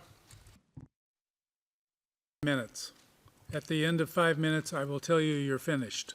So keep track of the time. I will warn you when we're getting close to 5 minutes. Here is the description of all my days during the interview or the preparation session with the prosecution. I took notes of every meeting with my presence in court in The Hague took place on the 14th of February 2025. I met with the prosecutor. I was informed about my rights and my obligations and the conditions of my evidence in open session. Then we continued reading the interview I gave in 2019. And this took several hours. On the 15th of February, Saturday, 16 was Sunday, I was given the transcript of my interviews given in 2019 so that I would be able to read them. On the next day, on the 17th, we continued the preparation session with the prosecution team in view of my open testimony in court. The procedure went fine, nothing to report. The same went on Tuesday, 18th February 2025, until late in the afternoon, did not encounter any problems. However, on the 19th February 2025, Wednesday, we continued up to midday without encountering any problem, at which time the prosecution showed me a document from 2019 related to my interview with the interviewers at the time. When I started to read that document, I was in shock and in fear based on what I was reading. I thought to scream in the presence of those people and say, who are these people? What are they putting us through? Who are these criminals? Until the prosecutor calmed me down, saying that these are their words and not your words. I was not able to read any further when I saw that the document had been signed by the interviewers, people who had interviewed me, and I was not able to read any longer. My interpreter read the remainder of the document. I started crying and I changed completely my opinion about the investigators and those who had interviewed me, thinking that they were now my enemies of the KLA and enemies of my people. Then repeatedly and for a long time I asked for explanations and clarifications while crying and saying them, how could they endanger my life, that of my family, make me a traitor to my nation, to the KLA, to the people who had been slaughtered and murdered. And then I was given a long break, maybe 3 or 4 hours, after which I remember that I was again invited in and we continued for a short while because there was still a lot left to go through. But we had to stop. Then they told me that on the next day we would meet again. I was scared and in great fear as to what could potentially happen to my family if this information was to be made public to my entire people, because this is about the sacred war of my people of the KLA. How could they do this? On the 19th of February, we again started reviewing this. I was gravely concerned about this document and I asked for a copy of this document or the entire range of the number that this document bore. However, I was told that this document would be held by the prosecution, who would show it in the courtroom. This only increased my fear and my panic. I remember from this document only the horrible terms in which I was described in there as an enemy, as a traitor to my people. this is how the preparation session ended with the prosecutor without reviewing a great number of pages from my interview in 2019. I then expressed my concern to the security team and asked for a meeting with the officers. The meeting with my security team took place in relation to a document emerging from my interview in 2019 and prepared by the interviewers or the investigators. The meeting took place on the 21st February.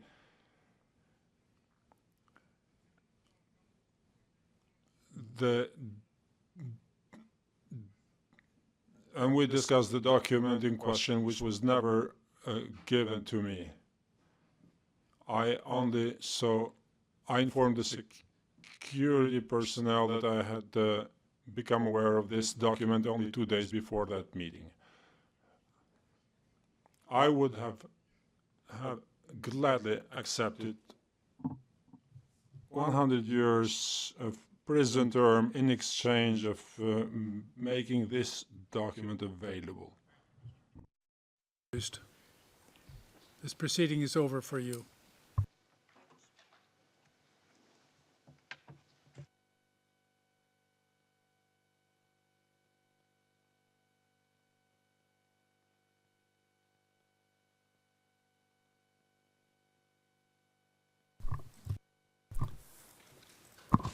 We'll see you in about 2 weeks. We are adjourned. All rise.